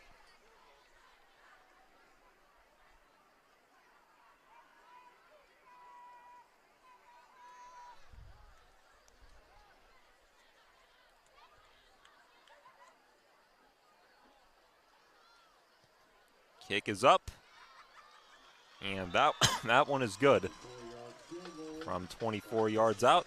So McCall makes it a 3-score game, 17-0 now our score.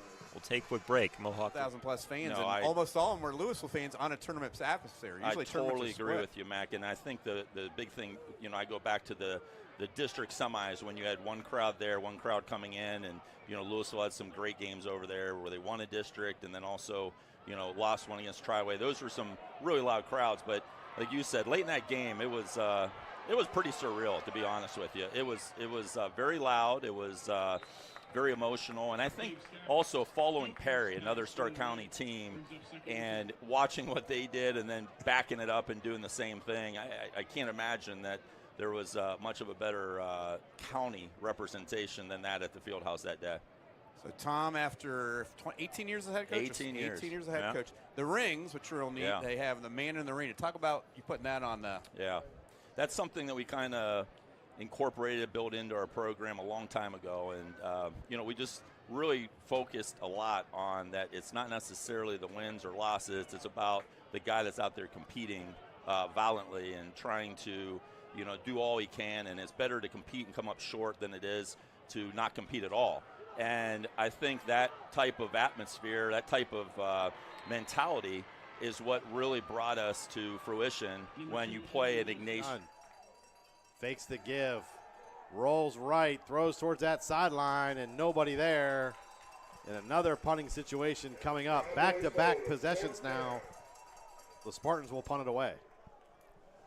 As you saw in the last play, you saw Cheney subbing in and out. That's the one thing I noticed that Cheney's done a lot of tonight is keeping their players fresh, subbing in and out, keeping them like all in the rotation, make sure they're all ready to go at the right time. Unlike Boardman, I've seen them like barely moving them in and out of the. That's a good point. That's a great point. It keeps a lot of these Cheney kids involved in the game. Emotionally, keeps them fresh, keeps them loose. Especially here in the game when it comes down to like quitting time. You got a lot of players here that are probably going to be tired, probably going to be worn out. Hamilton boots it away as that ball bounces at the 36. The penalty marker on the field near where he kicked it. We're going to see the call. What kind of call it is here? Is it running or a personal foul?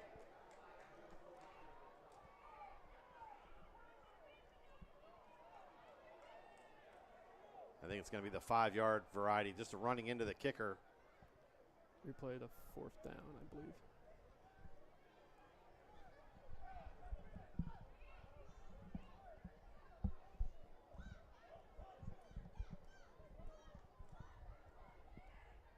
And they're going to tack the penalty.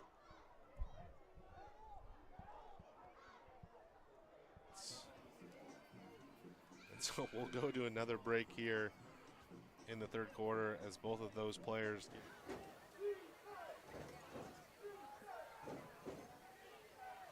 the Viking crowd trying to get on their feet and maybe give the Lowville quarterback a hard time trying to hear. Humongous play in the game, 3:53 to go. 4th and 1, ball at the 6.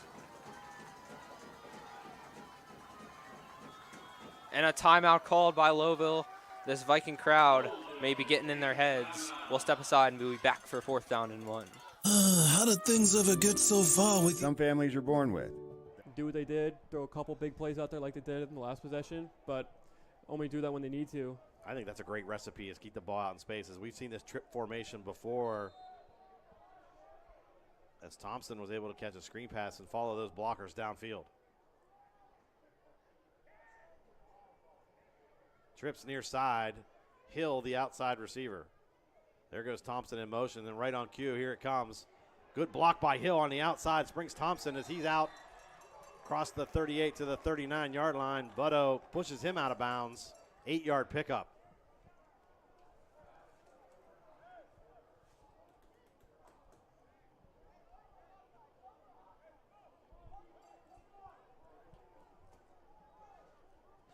Just like the last possession here, more of the same formation and trying to get players involved outside. Thompson goes again. Mickle keeps it himself.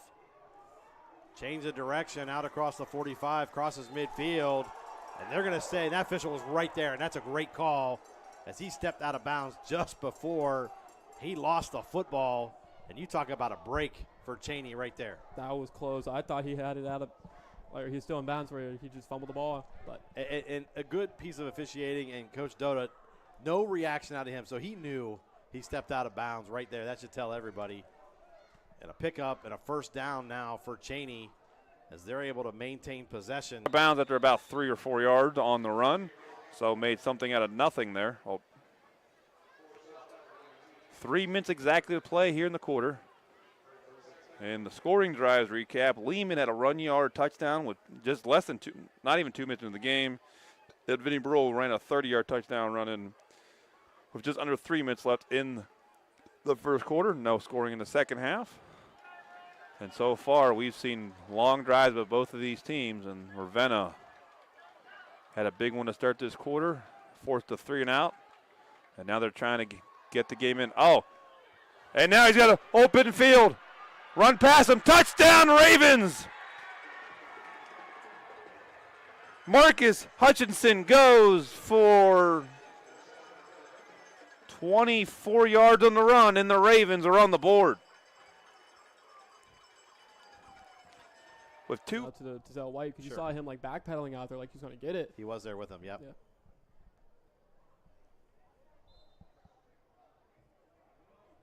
Here's this formation with 3 wide receivers to the near side, and Thompson goes in motion. And one more time, they go to the tall running back, and he follows his blockers inside the 20-yard line, drug down at the 15. 3rd and short coming up. Alex Hill did a great job on the outside to block the 6'5" receiver. He's hard to get around once he gets a hand on you, and Thompson's smart enough to follow his teammate down the field. Fake the give. Mickle cuts it across the 10, inside the 5. Touchdown, Cowboys. 16 yards on the carry. Cheney up 6. Touchdown, Cowboys.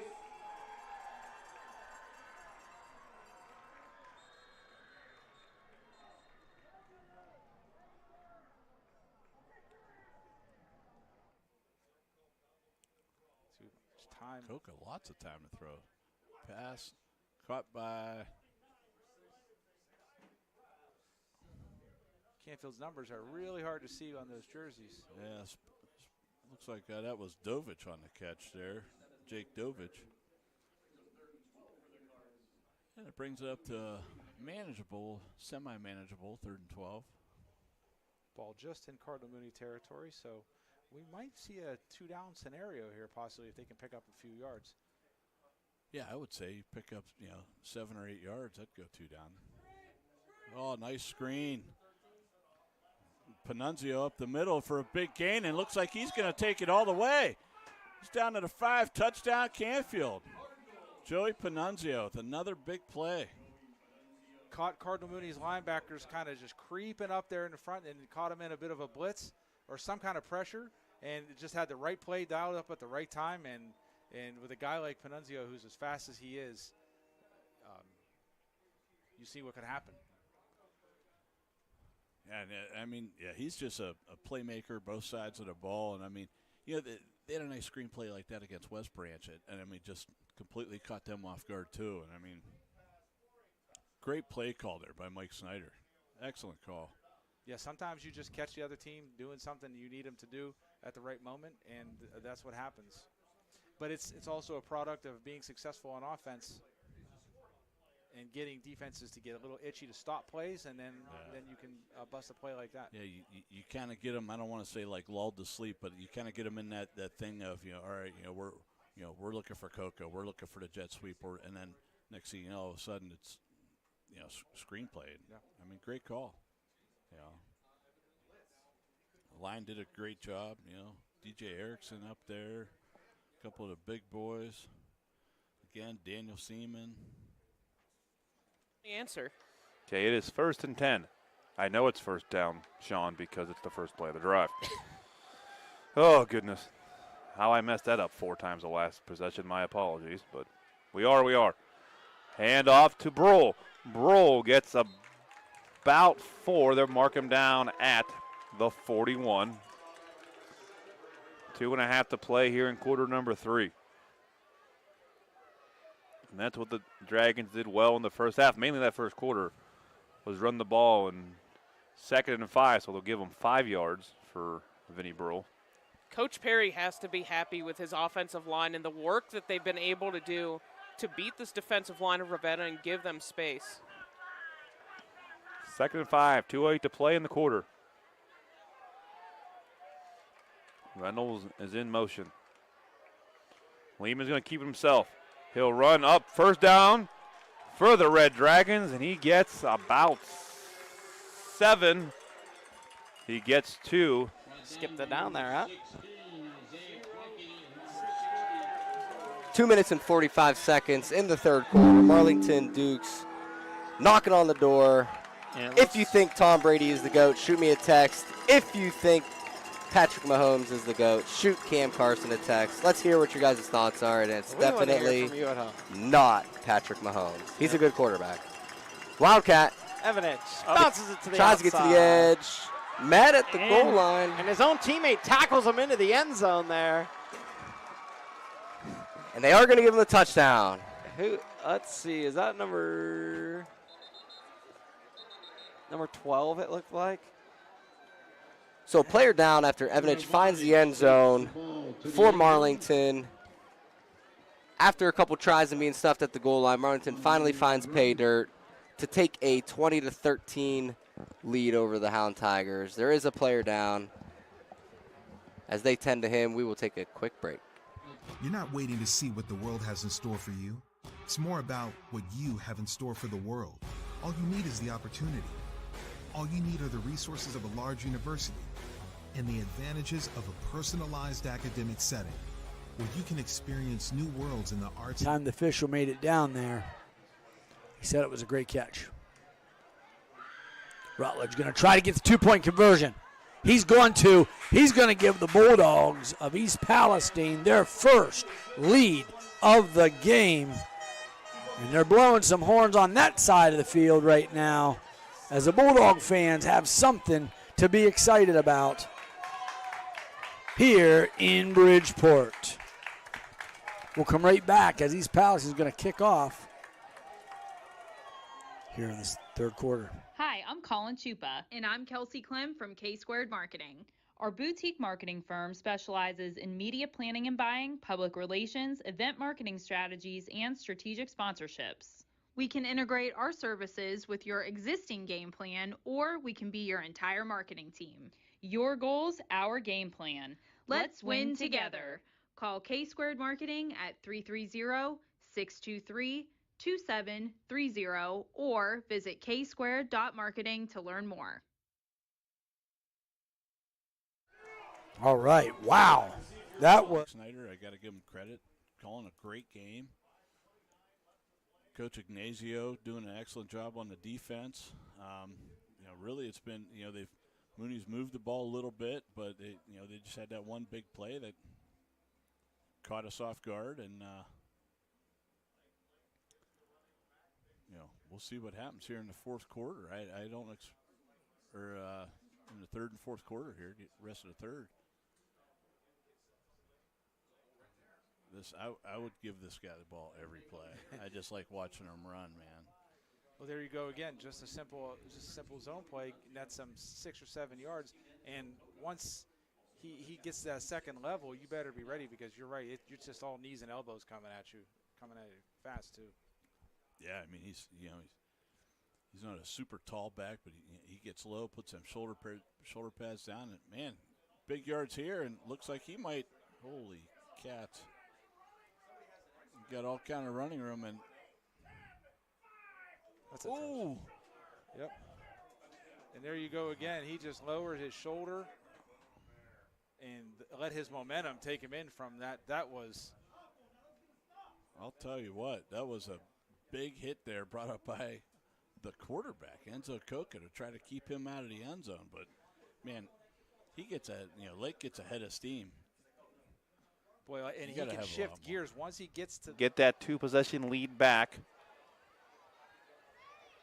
But the Ravens defense have been able to stop the Dragons the last couple possessions, and they're trying to do it again. Lehman in the shotgun. He hands this one off to Burns. Burns to his left. Burns gets through a hole. He's taken down inside the 10. But what a run by Burns. He's going to be close to a first down, but it will be third down in 2. So he did get 8 yards on the run. 10-15 and counting to go here in the ball game. Dragons trying to add to that 2-point. Add to that 1-score lead. They were up 2. Trying to get that back. The biggest play of the game right here for the Ravenna. Cardinal Mooney finds themselves down possibly only by 10 points with a lot to play in the third. Yeah. And I'm sure, at that point, Canfield's probably thinking they're going to start throwing more and, stuff like that. And just a couple of run plays. Looks like the kick is up and good.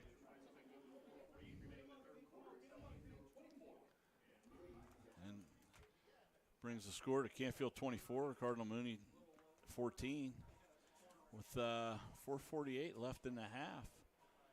And we will be right back from your sports. At Joe Dickey Electric. Scoreboard 1st and 28. Mainly if you're able to stop the Dragons. 1st and goal from the 4. Lehman will take the snap and run it himself. And this time Lehman, he gets close to the goal line, but it looks like he's taken down at the 1. So it'll be 2nd and goal from the 1 for the Dragons. 9 minutes to play.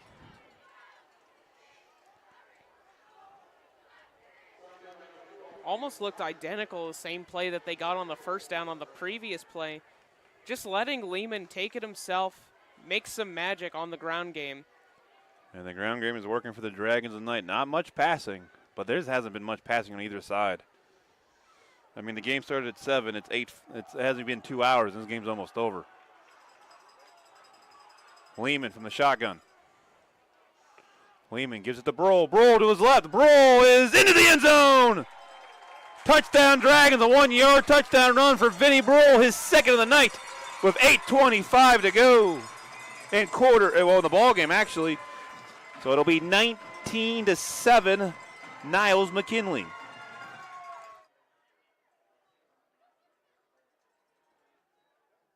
So it's going to be enough for the first down. It's going to be 1st and goal here for the Clippers.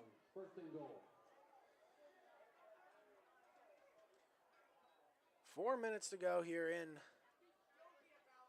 the first quarter. Excuse me, third quarter. Come on now, it's week 3. Give me a break. Clippers come out with the same formation. Handoff again to Mandarelli. He's going to score, puts on another touchdown. Going to increase that lead 20-14 pending an extra point attempt or a 2-point conversion like they did last time. And both teams at times having their hands on their knees.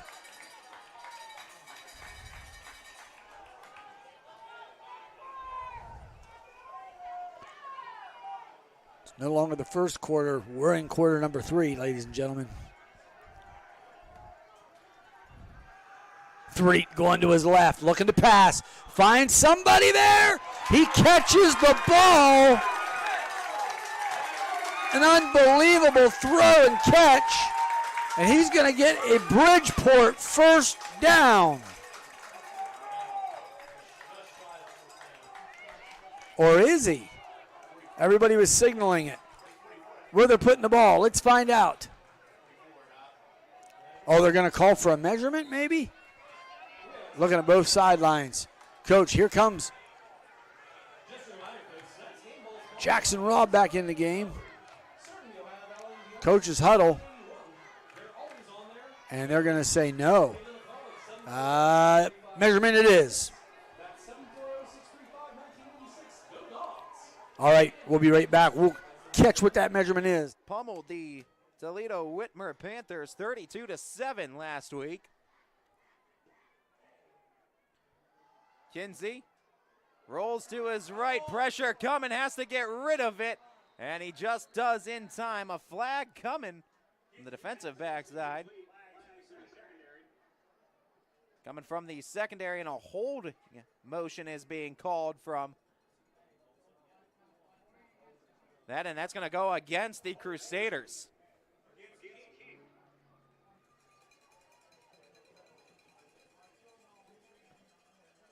So push the Knights forward on some free yards. Kinsey with a couple touchdown passes tonight. Now, first half, he was 4 for 9 for 60 yards. Now at the 30, inside the 35-yard line. The offense on the field. Are they going to do a hard count, or are they going to go all the way? Three, going to try to get there. He's going to, and oh my goodness, can Braden Plum get him? He does, but not before Three gets all the way down to the Bulldogs' 25-yard line. Every inch counts down inside the 1. That's right.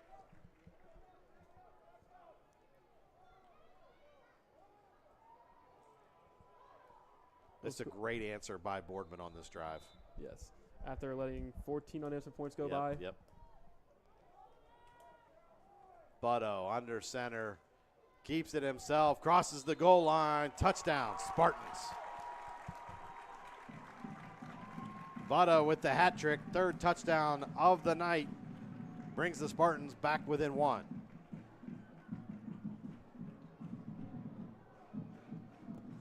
Easter here in this situation. Let's see if it goes to him again. Handoff goes to the big man. King all over it. As that'll be right near the line of scrimmage. I don't think any gain on that. Second down and 10. 100 ticks left on that third quarter clock.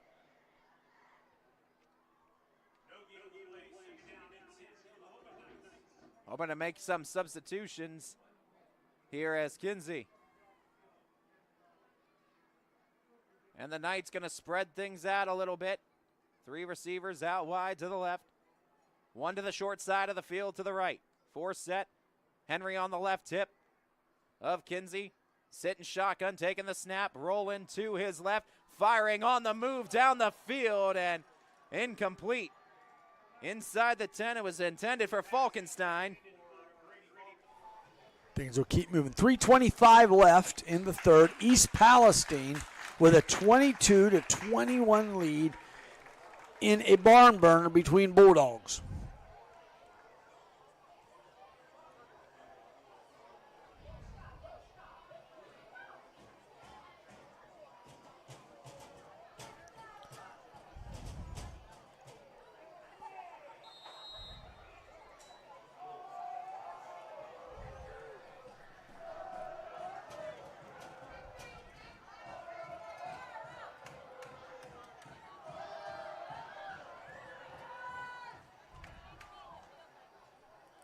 Three, Bishop, and a big hit. That time, Lucas Inman, the junior defensive lineman, 6 foot, was there to meet Bishop before he could get anywhere, forcing a very important third down play.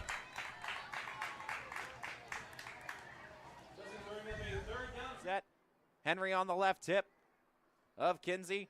Sitting shotgun, taking the snap, rolling to his left, firing on the move down the field and incomplete. Inside the 10, it was intended for Falkenstein. Stop the clock at 1:05 and bring up third. Back to pass. Going to pass over the middle. That time it's intercepted by a Bulldog, and it's going to be Peyton Rutledge.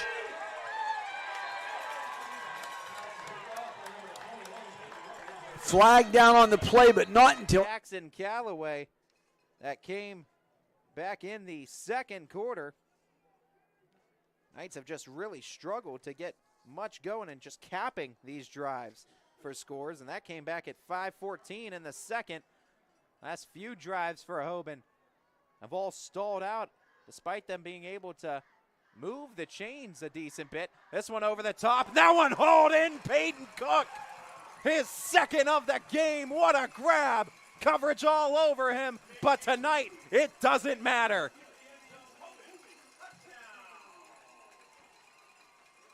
As the 4-star Louisville commit, one of the captains on this team, and he is certainly leading his way on the offensive end tonight. 2 touchdown grabs, and that one comes at a big moment. Under a minute to play in the third quarter. Knights with the lead right back. Hamill, kick is up. It's through. 7-point advantage for Hoban.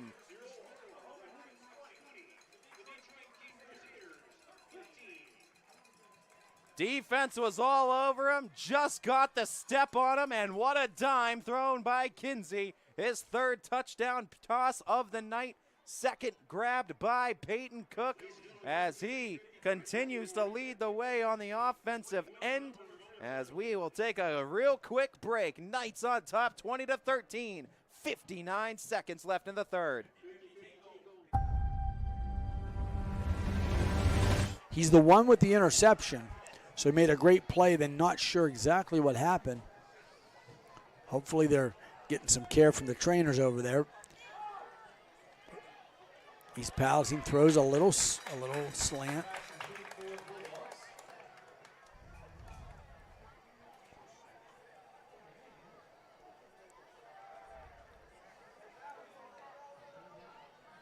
It's going to bring up a second down for EP.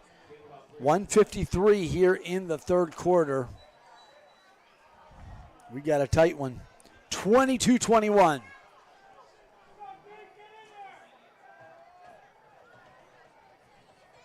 Man in motion.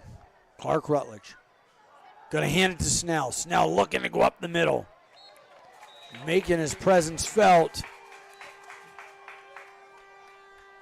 Positioning them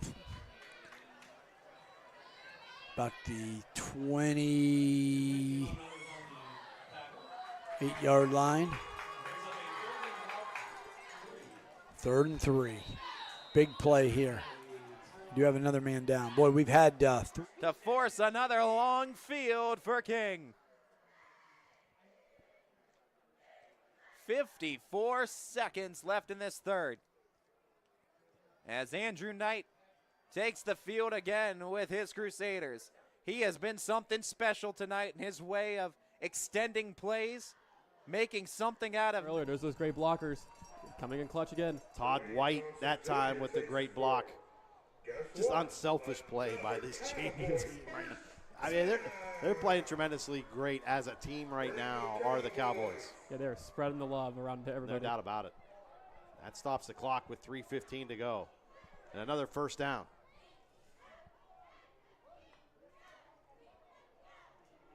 Michael keeps it himself. Pursued from the backside, and a great job of following Alex Hill out in space. And another big gain on first down of 8 yards. 3 minutes to go.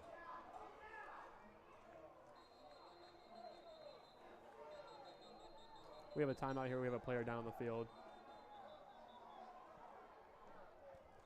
And a timeout on the field. We'll take it with them back after this on YSN. Before the lights come on, before the workday begins, before a long day is ended, or it's time to have fun. It all starts with the people at Joe Dickey Electric. Fresh set of downs.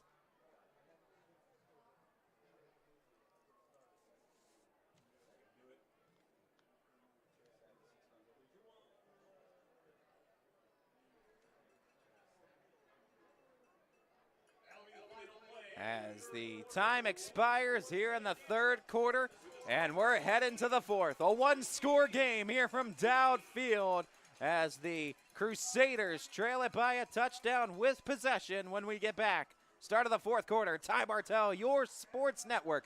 YSNLive.com. We're back after this. You know, being able to have success on the football field. And hard count. Rutledge going to take the ball himself. Doesn't look like he's going to get it. Going to get close. We'll see where they spot it. It's only where they spot this one.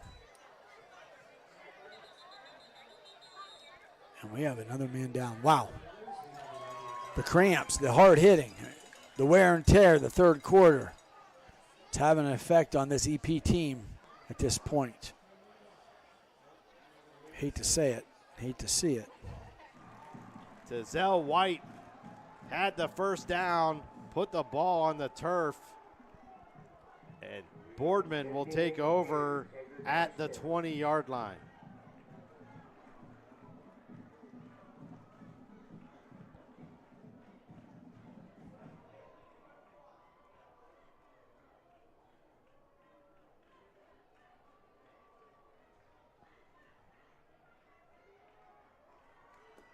Let's see what this Spartans offense can do now. 2 timeouts.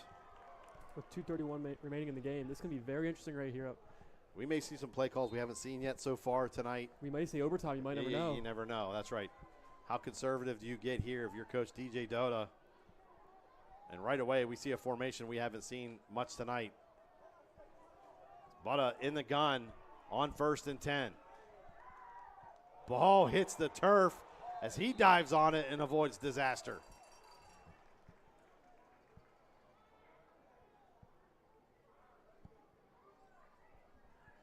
other thing is to see what Cheney does as they have 2 timeouts, and there's the timeout called with 2:16 to go. Boardman might be aggressive, looking for the pass. Staying in the pocket. Knight gonna find a hole in the pocket and run forward past the 40, and he got hammered going out of bounds. It looked like Ace Brown got in on the tackle. And no, Brayton Feaster making the tackle.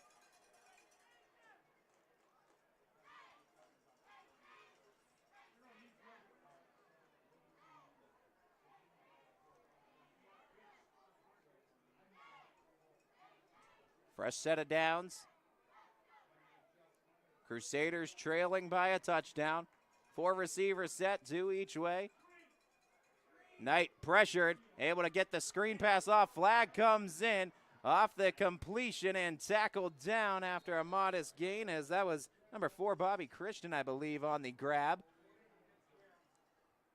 As Christian makes the catch, but the flag comes in and a holding going to be called on the Crusaders, so back them up 10. I think that came from pretty much the line of scrimmage, so 1st and 20.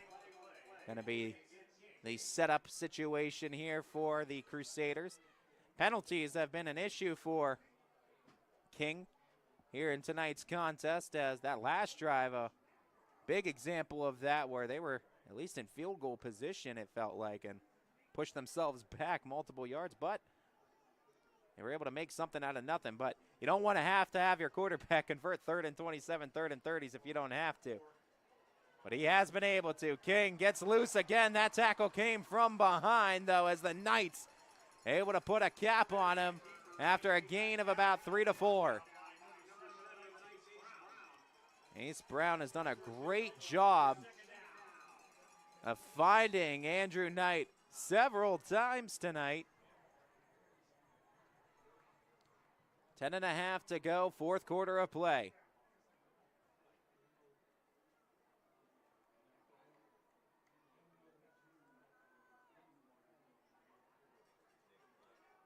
Two and two, both sides for Knight. Put one into motion, take the step. Pocket collapsing, able to avoid it. Run to the right, rolling, and rushed out of bounds, but gets a few more yards as he's out near the original line of scrimmage.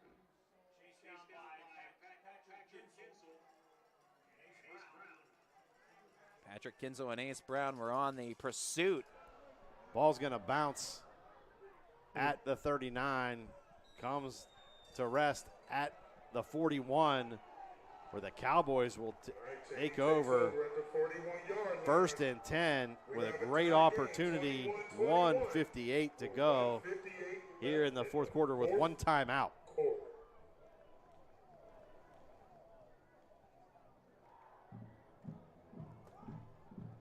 It's a good little scoring update from Niles. We have Niles 21, Ravenna 14 with 4:44 left in the 4th quarter.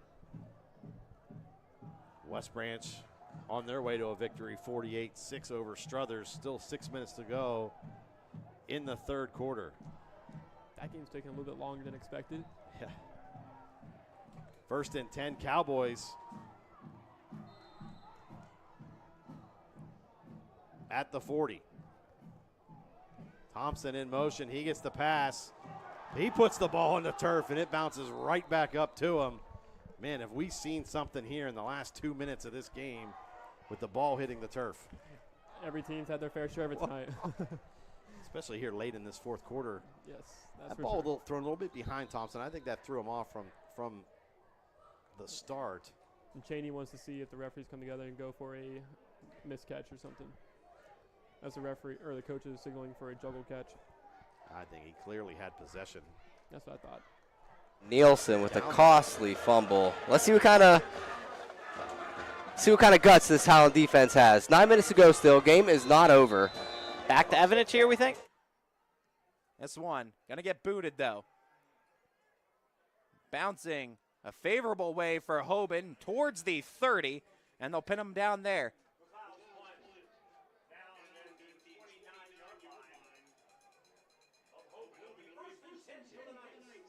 And that'll actually probably work as better field position than where the INT was going to spot him. Rock Hill's not going to like it, though. He wants his third INT of the season. As it'll be first down and 10 to go for Hoban. And this is going to be a drive here for the Knights that can really do a lot in just calming things down and kind of clearing up that pathway to victory here in week number 3. But with this King defense, they have come through in big moments multiple times tonight.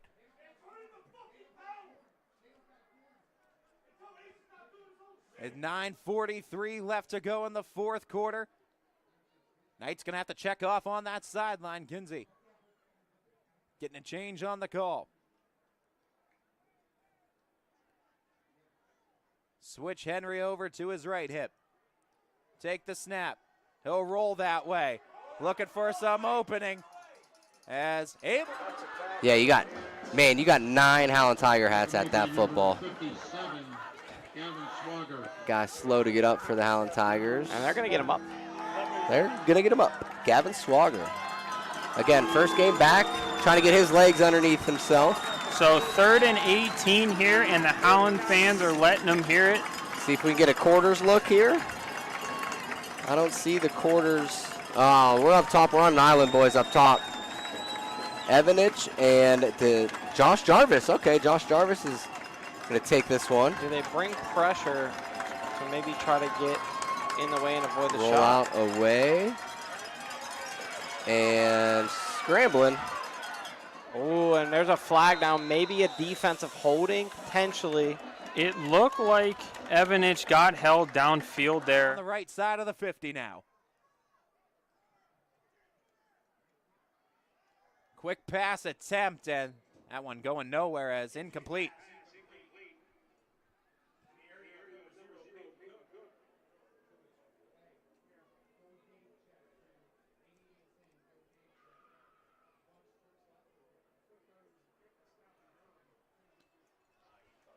.9:31, fourth quarter of play.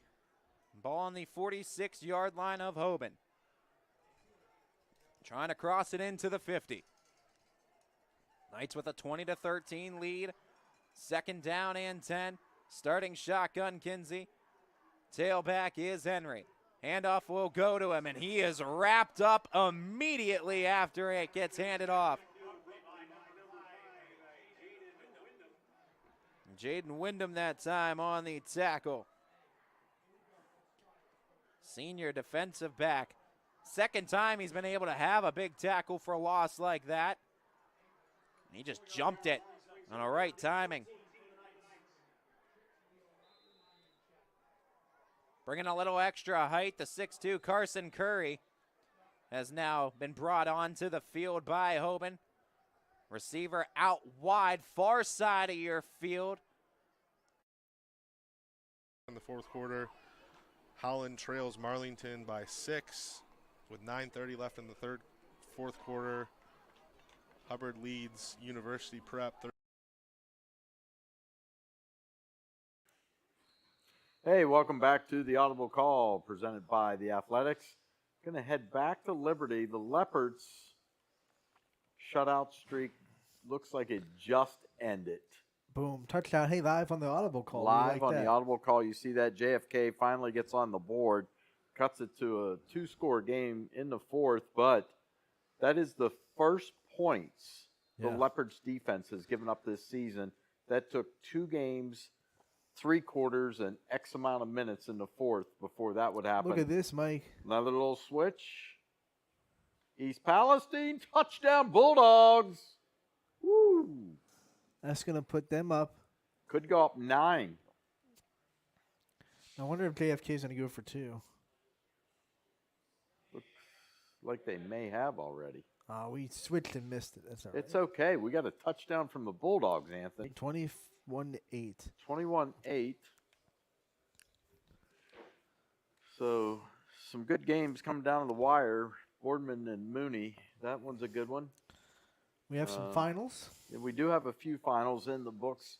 We know, but the second half has been all Hornets. They have absolutely stung the Pirates. They were mad or something. Yeah, I mean, Perry was up 21-14, and it all went south from that point on. Yeah, with 3 minutes left, it's 44-24. So you're up 21-14, and from that point on, you score 3 points. Yeah. But they are driving right now. They could kind of get a little bit of pride, maybe some momentum heading into the next couple weeks. Gotta wonder if JFK goes with the onside kick here. I'm a big fan of that. Let's go check. Looks like maybe, yeah, absolutely. Let's see if they get it. At least you're allowed to do that in high school football. Well, kind of, but you can't jump. Well. Like, and don't you have to tell the defense where you're kicking it? Like, you can't fake it to left and then kick it right.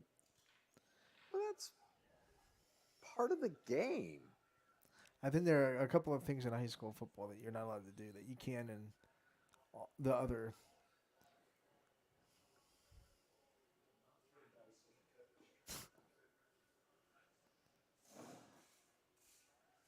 Can't really tell. It didn't go 10 yards. Yeah, it didn't go 10 yards. Did not go 10 yards, so that was kind of a dud of an onside kick. He got close, and we've seen a lot. Close. We've seen a lot worse. That's for sure.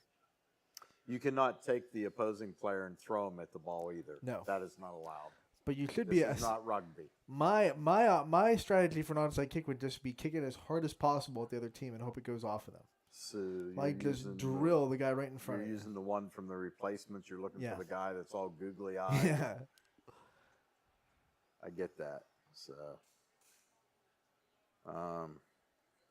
that Cheney Mooney game going down to the wire. We also got another one, East Palestine and Bridgeport. That one's what, 28-21? Cheney Boardman. Who did I say? Well, it's tied at 21, so we could have smelling a little OT. OT. I'll make an audible call for that. That'd be fun. Radar likes overtime. Oh yeah. Several of the games went OT.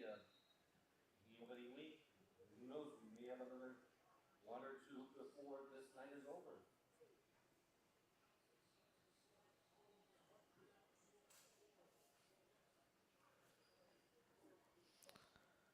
Let's punch up the announcers in this Cheney Mooney game. Yeah, let's go there. We got Cheney Boardman game, I should say. Second and 10.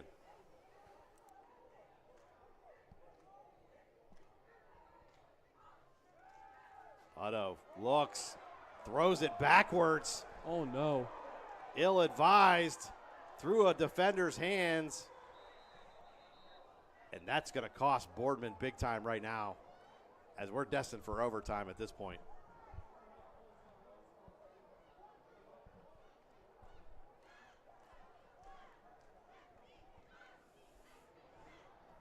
Just a disastrous play for the Spartans as they had everything going their way.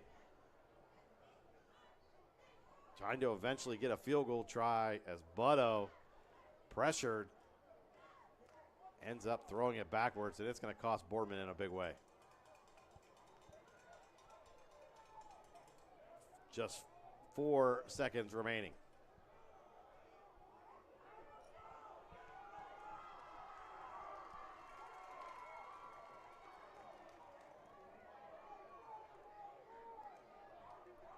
Looks like Boardman might throw everything they got at him.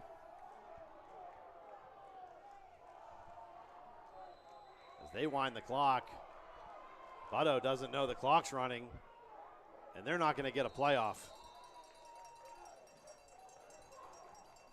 As we are headed for overtime.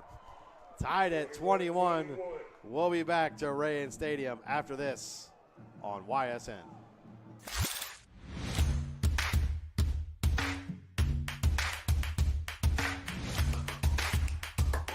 Drive of the third quarter, but this Louisville offense is in a groove right now, in a rhythm.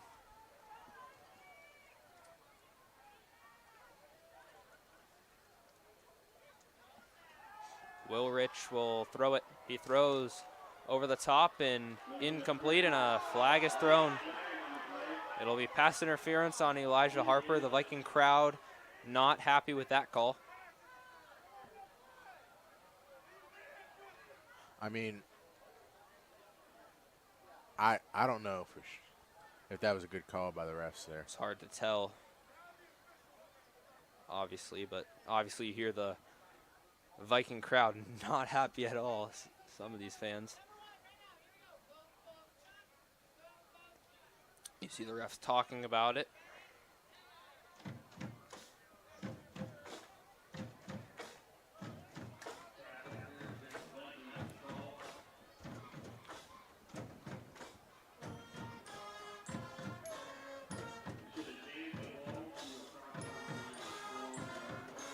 So it'll be first down.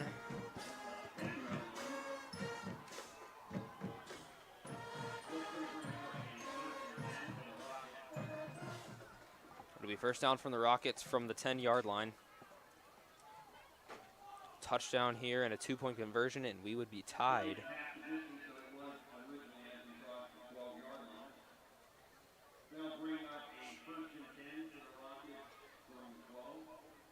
So first and 10 from the 12. 5:14 to go in the ball game.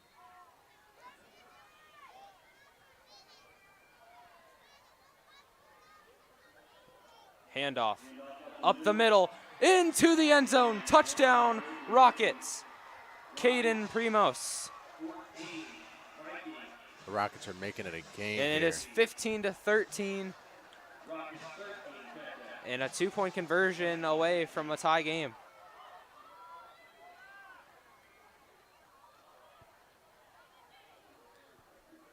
.509 remains, and now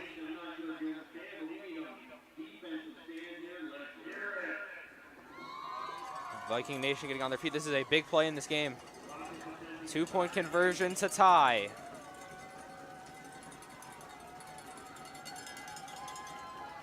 Quarterback rolls to his right, throwing, and it's incomplete.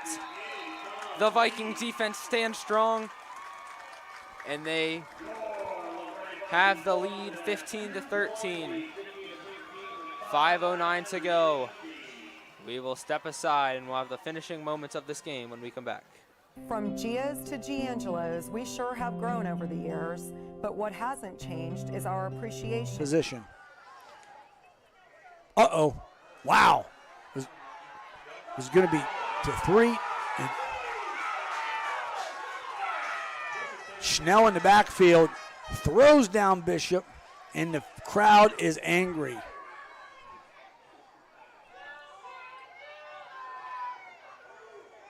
They might be wanting a horse collar or something. I think he just threw him down. And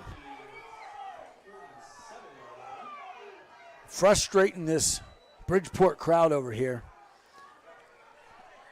as the Bulldogs coaches are here in the press box right next to us. More focused than they've probably been in the first 3 games this year. 5:44. 3 with the ball. And Bridgeport Bulldogs. 3rd and 9. Here we go. 3. Going to try to take it up the middle. This time East Palestine was waiting. And it's going to force a 4th down. And this is going to be a big play. Big play. Definitely 4-down territory at this point. 4th and 6. Wow, this is a monster play. People on their feet. 5:09 clock continuing to scroll down. This is one of the biggest plays that this East Palestine defense has faced. Probably the biggest play they've faced this season. Here we go, folks. A lot on the line on this one. 3 in the backfield. Looking to pass. Putting the pressure on. Looking at number 4.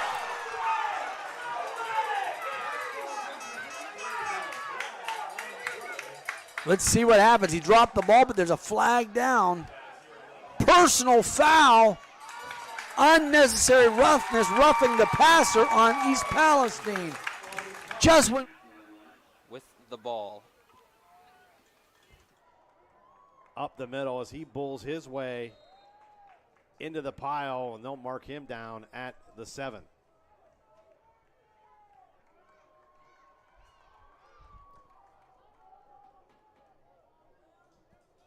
Look for Butto to be put back in the end zone here. Yep, he's been the call all day, as has Ryan Mitchell's been a full head of steam every time he touches the football.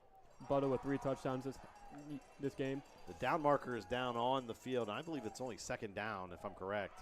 It's 3rd. Butto keeps it himself through a tackler down to the 3. Butto coming in late with that physicality that he has, that has been built up all year long, training for this time.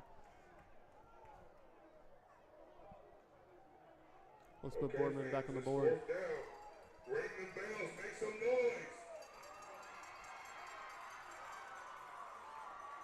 Looks like Cheney's getting tired here already in overtime. As I'm looking at the white hat on the field, and he is signaling 3rd down. That's what I thought. Butto got a 1st down just inside the 10. The scoreboard's wrong, as it's only 3rd down. Just some confusion on the field with a down marker not operating correctly, as they're trying to get the scoreboard corrected to reflect the proper down. 3rd down, 3 to go on the 3-yard line. There we go.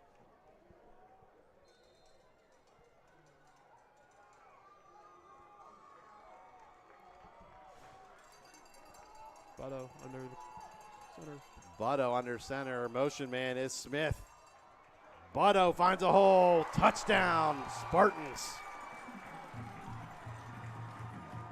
3-yard score for Butto here in overtime. His 4th touchdown of the night. Here we go. 3. And Bishop in the backfield. 3. Looking back to pass.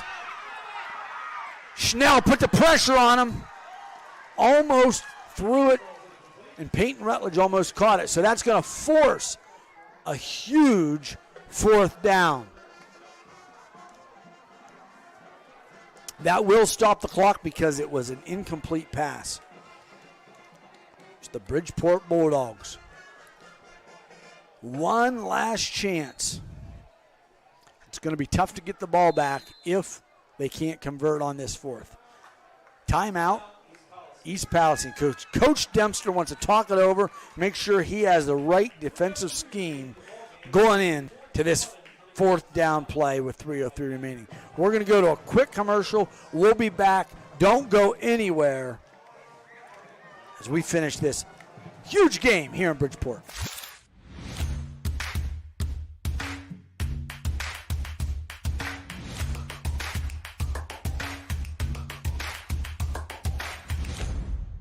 On this Dragons team, and I can't quite see the number for the Ravens player, but we will get him as soon as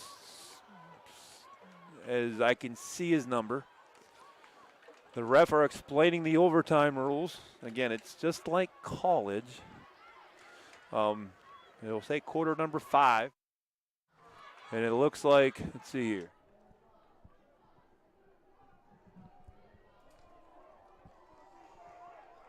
Second and 10. Michael fakes it, keeps it himself as he's inside the 10-yard line with Laundry laying on the field. Looks like we have a holding on Cheney. Yeah, it's going to come back, nullify that good run inside the 10. And in overtime, that's a killer. Backs them up outside of where they started. It's a spot foul, so it's going to back them up. Outside the 30, it looks like. No, the 28.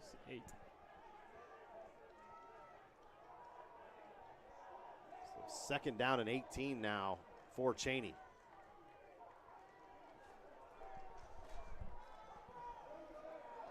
Michael keeps it himself, and he's going to be wrapped up and dropped at the 21.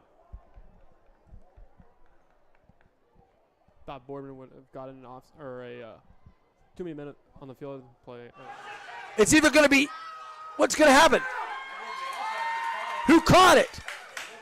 They're going to call incomplete.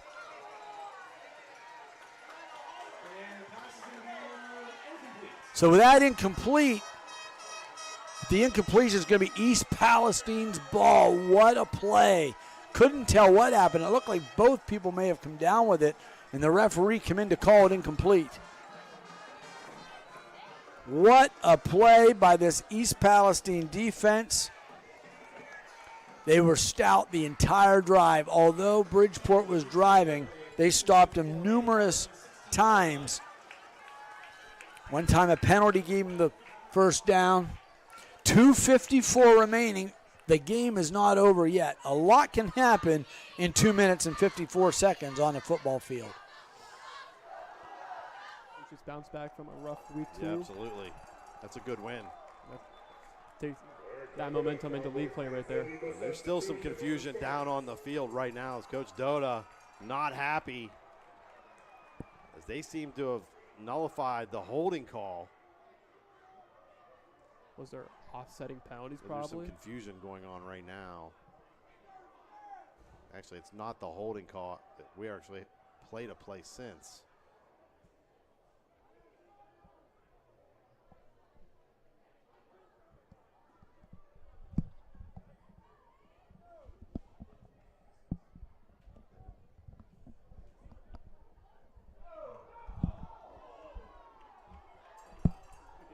They're going to mark the ball at the 15 right now. 3rd and 7 now for Cheney. Motion man is Thompson. Michael keeps it himself, gets beyond the defender, inside the 10, 5, touchdown, Cowboys. What an answer by Cheney.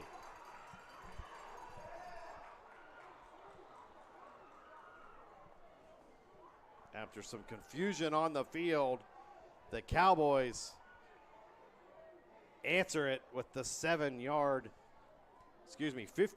touchdown run by Michael.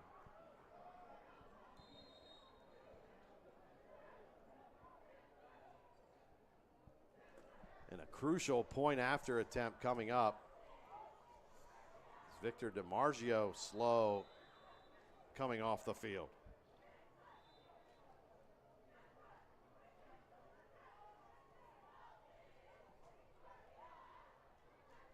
Looks like they're going to take a timeout. Timeout called on the field. I believe Cheney called a timeout. Interesting call here. Let's see what they decide when we come back after this. Avalon Downtown Pizzeria, where 90 years of family tradition are baked into every slice. Dine in, order takeout, or enjoy delivery through DoorDash. There, but not before a great gain that time by Khalil Deming.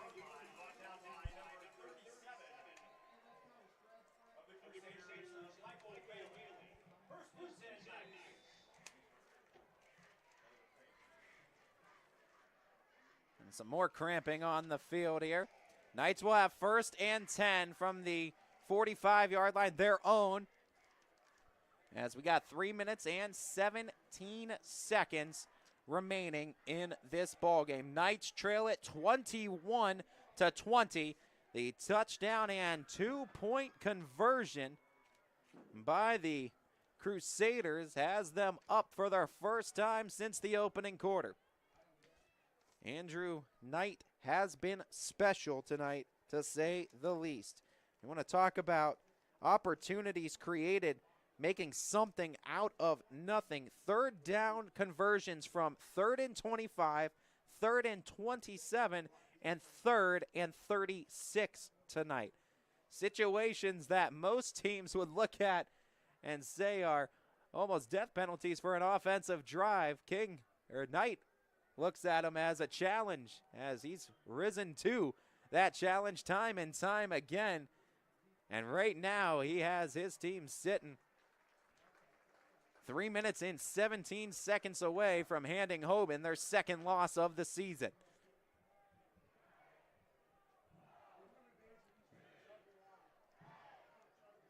Knights on their own 45-yard line, trying to cross it into Crusaders territory. First down for them is at the Crusader 45. Plenty of time left to work with, and a timeout in the back pocket of the Knights. Kinsey takes the snap, 3-step drop, stays in the pocket, has to roll out to his left. avoiding tacklers, tossing it out of play. Receiver in the area, so incompletion. Second down and 10. Kings defense has been great in a lot of short field situations tonight. Knights have to go 55 for pay dirt. And for a field goal opportunity to really feel comfortable, if you're on the Hoban side trying for a game-winning field goal, you realistically want to get this thing inside the 20.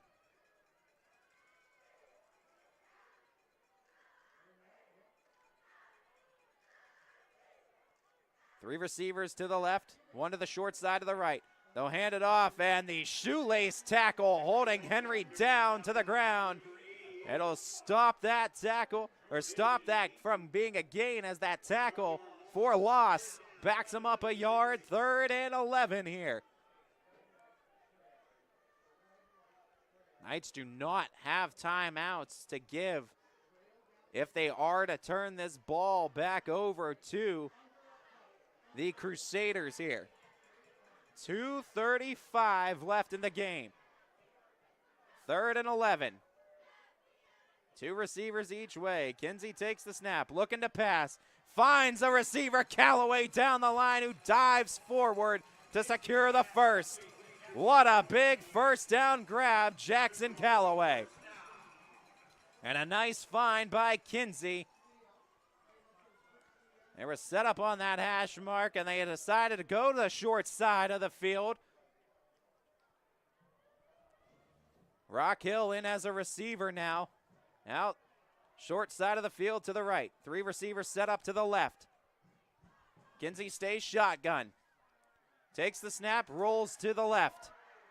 Fires down the field, finds a man, and it's caught near the first down.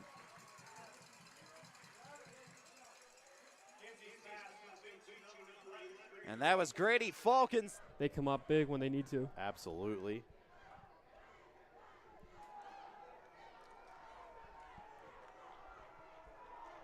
Empty set, 5 receivers are here on 3rd down. Michael keeps it himself, keeps his balance, changes direction, and he's going to be dropped at the 17-yard line. This is Boardman sideline comes, or Boardman fans come to live right here at the end. That's Valentin in on the stop. Great pursuit. And the Spartans have picked a great time to come alive on defense. And 4th down now for the Cowboys. They've gotten away from what they were doing successful. Those quick out patterns.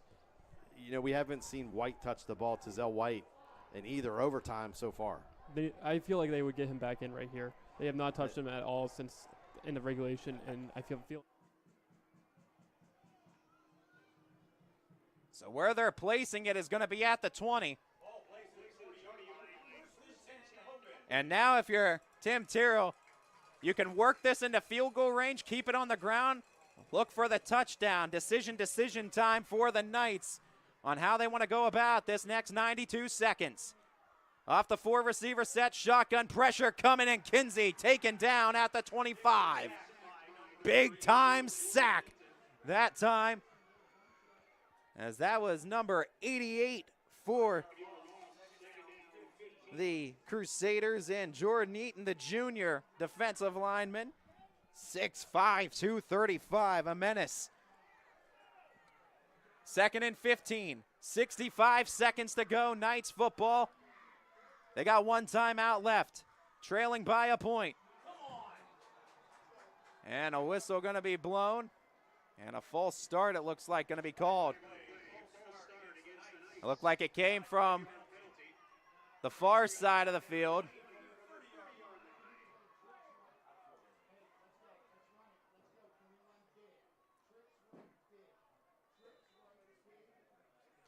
So now 2nd down and 20 from the 30.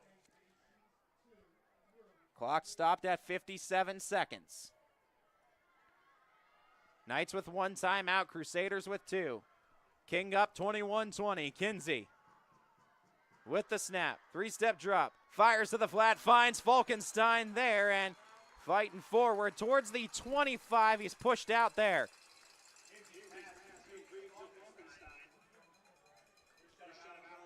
3rd down and 15 to go. Gain of 5 at the 25. This again would set up about a 42-yard field goal. It'd be a tough ask for Hamill. Not to say that he's not capable, but it's just, do you want to put your eggs in that basket right now? And if you do, you want to try to at least, you would figure, get half of this yardage here to make the field goal more manageable. Kinsey will fake it, play action, scrambles out of the pocket, has to try to get the edge to the left. He does get the edge, slips off the one tackler and gets inside the 20. Well, there's the half of the yardage you needed, but now it sets up decision time for Hoban. 35 seconds. They're in field goal range, but it's 4th down here. And it's a case where if you don't convert the 4th down, game is over. If you miss the field goal, game is over. So for Tim Tyrrell and the Knights, it all comes down to, what do you trust more in this situation? Your offense that has had its struggles in short fields today, or your kicking unit who has had a field goal missed and an extra point blocked? There's been struggles on both sides, but Jeremy Hamill is going to be tasked to try to win it for Hoban. There's 35 seconds left on the clock, so still time for the Crusaders to get the ball back if the Knights are able to put this through the uprights. But it all comes down to this. Hamill from the 25-yard line. It'll go as a 35-yard field goal, but not before the Crusaders and Terrell Patrick try to ice them. And this will be coming with 35 seconds left here in the ball game. Told you, folks, we might have a special finish in store for you here in Akron, Ohio tonight. Back after this. Welcome to Mill Creek Indoor Player Development Center, where passion meets precision. 38-yard field goal attempt to win it here in double overtime for the Spartans. Oswaldo Salinas sets up the left foot kicker. Butto, the holder. Snap is back. And we have a timeout. And Cheney calls timeout. Icing the kicker, just like they do in the NFL. I'll tell you what. And we're going to leave it here for a minute. And I think maybe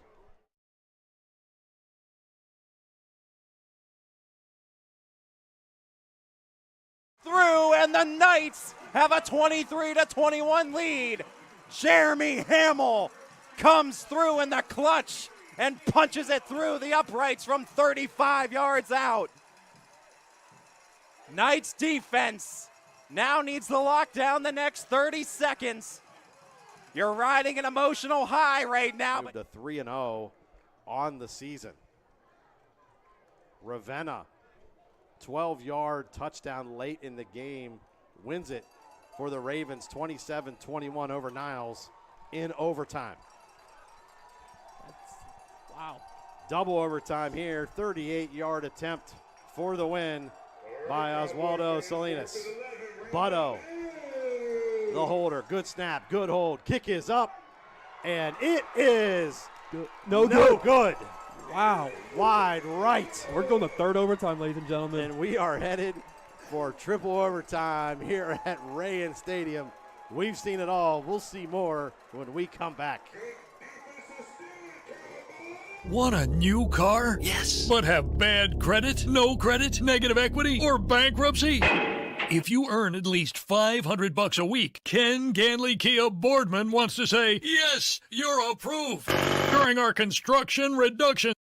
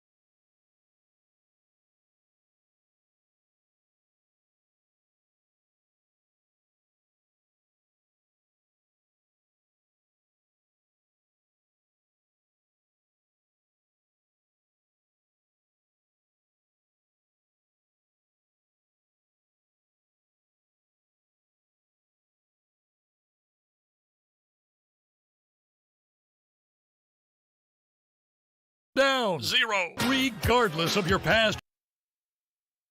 And not gaining anything here. Just if half you're the Boardman, distance. yeah.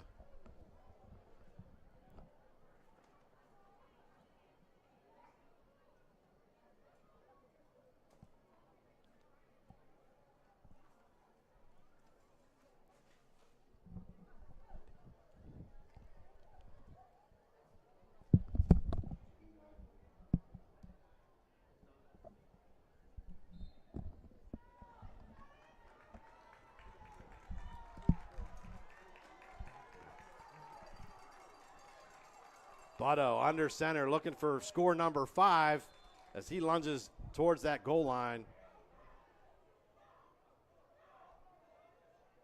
Waiting on the signals. There's a big pile of humanity down there. And they're going to mark him just short. Second down coming up. Good stop, defense. Let's do it again, defense.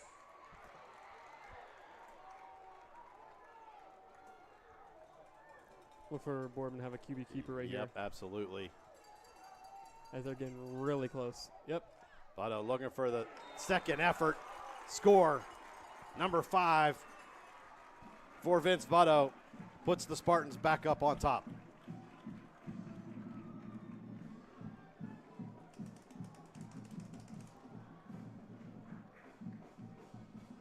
I tell you, that's not easy to do if you're Boardman right now. Following all that momentum, the barely missed field goal to come back on the field on offense and march it right down the field. You would have thought Cheney had a little bit of momentum there with some extra breathing room. You get the extra out, like they say in baseball. But the Spartans do the job on offense. And the point after attempt up and good by Salinas. Makes it 35-28. Boardman as we await Cheney's possession here in the third overtime on YSN. What can you do on over 5,000 acres? At Mill Creek Metro Parks, you can discover unique habitats and wildlife, create memorable family moments, experience history, heritage, and park programs, explore scenic landscapes, take time to relax and be well, connect with nature and each other. Come see what's new at Mill Creek Metro Parks. Plan your trip now at millcreekmetroparks.org.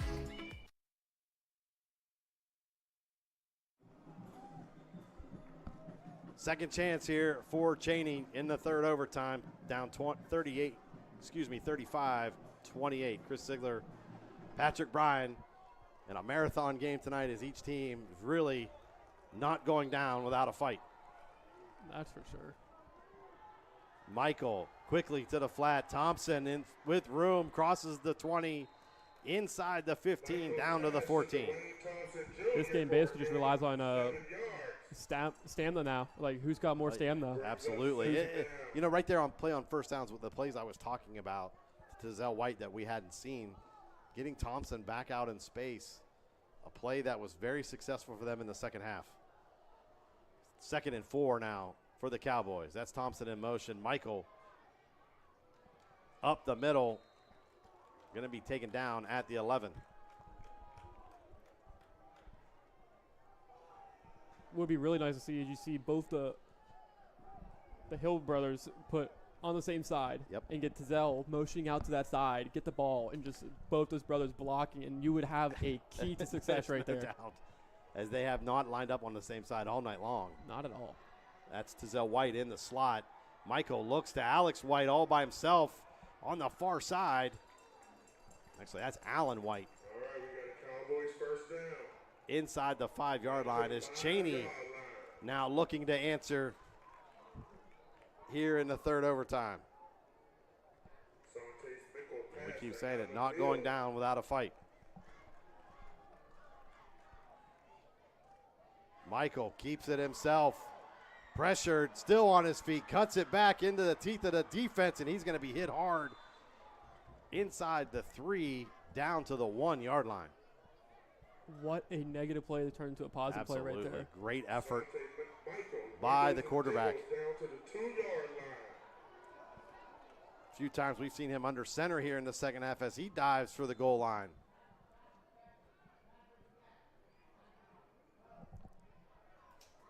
He's going to be short of the goal. 3rd and 1.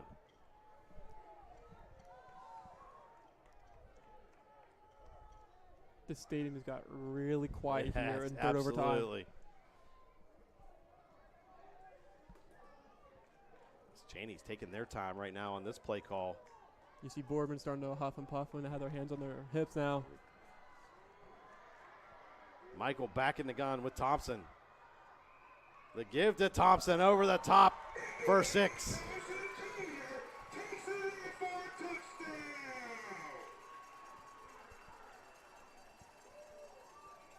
This is one magnificent night of football on a Friday night. Cowboys back within 1. Back and forth we go. Smash mouth football. Run the ball. Run the ball.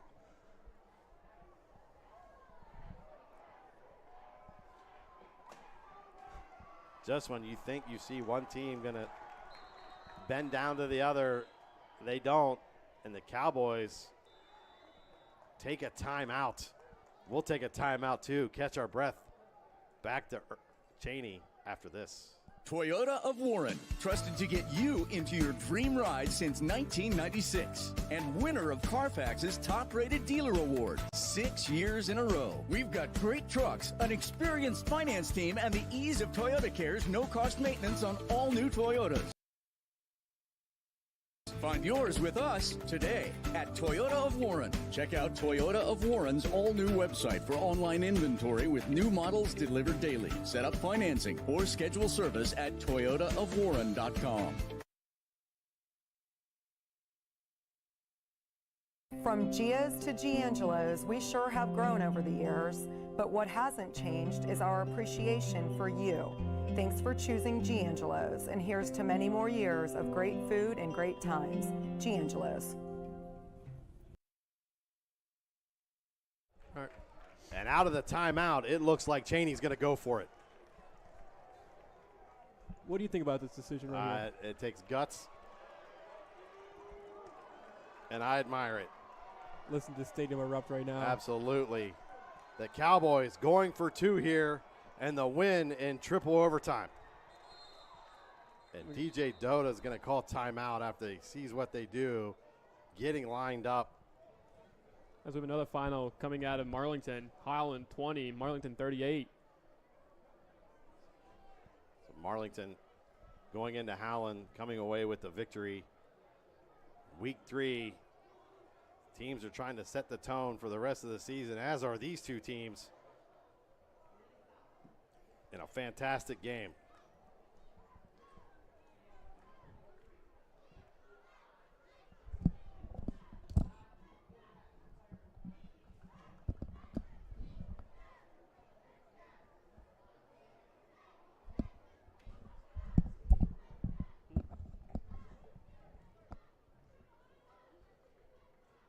Coach DJ Dota's getting his team ready on defense against a Cheney squad that's going to go for the win here in this third overtime.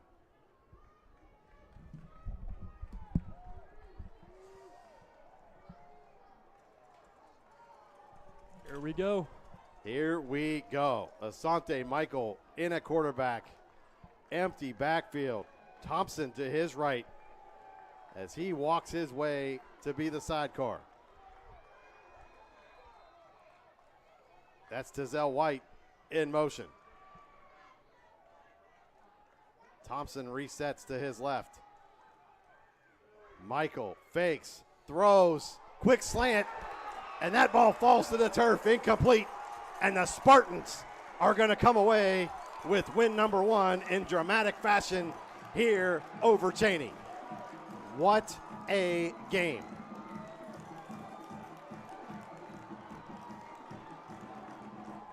What a game, what a call. The Cheney coaching staff having the guts to go for 2 in this third overtime. Seth Antrim comes up just shy on a play we haven't seen. He tried to get it to his big receiver on a quick slant, and I don't mind the call because I think that's a pretty good call around that receiver Hill. And the Spartans come away with a dramatic triple overtime win. Such a great game. In Youngstown. Mike Ackelson back here with Anthony Hartwig. What a ball game. Unbelievable. 3 overtimes. That decision about Cheney is going to be speculated, but I love it. I love the aggressiveness there. Like, you kick a field goal, and then you're going to a 4th overtime where, like, eventually you just have to decide, well, we want to win the game. Yeah, and I give them all the credit in the world. They rolled the dice. It just didn't go their way. And, That's a big first win for Boardman. Yeah, big win for them. Great game. A lot of great games around. Some blowouts. Yep. We're going to get ready. Week 3 of the Audible Call presented by the Athletics. That's a wrap, and that ends on a great one. 3 overtimes, a goal line stand on a 2-point conversion by the Spartans gets them their first win of the season. So we'll be back next week with Week 4, but we're far from being finished for tonight because get ready, folks.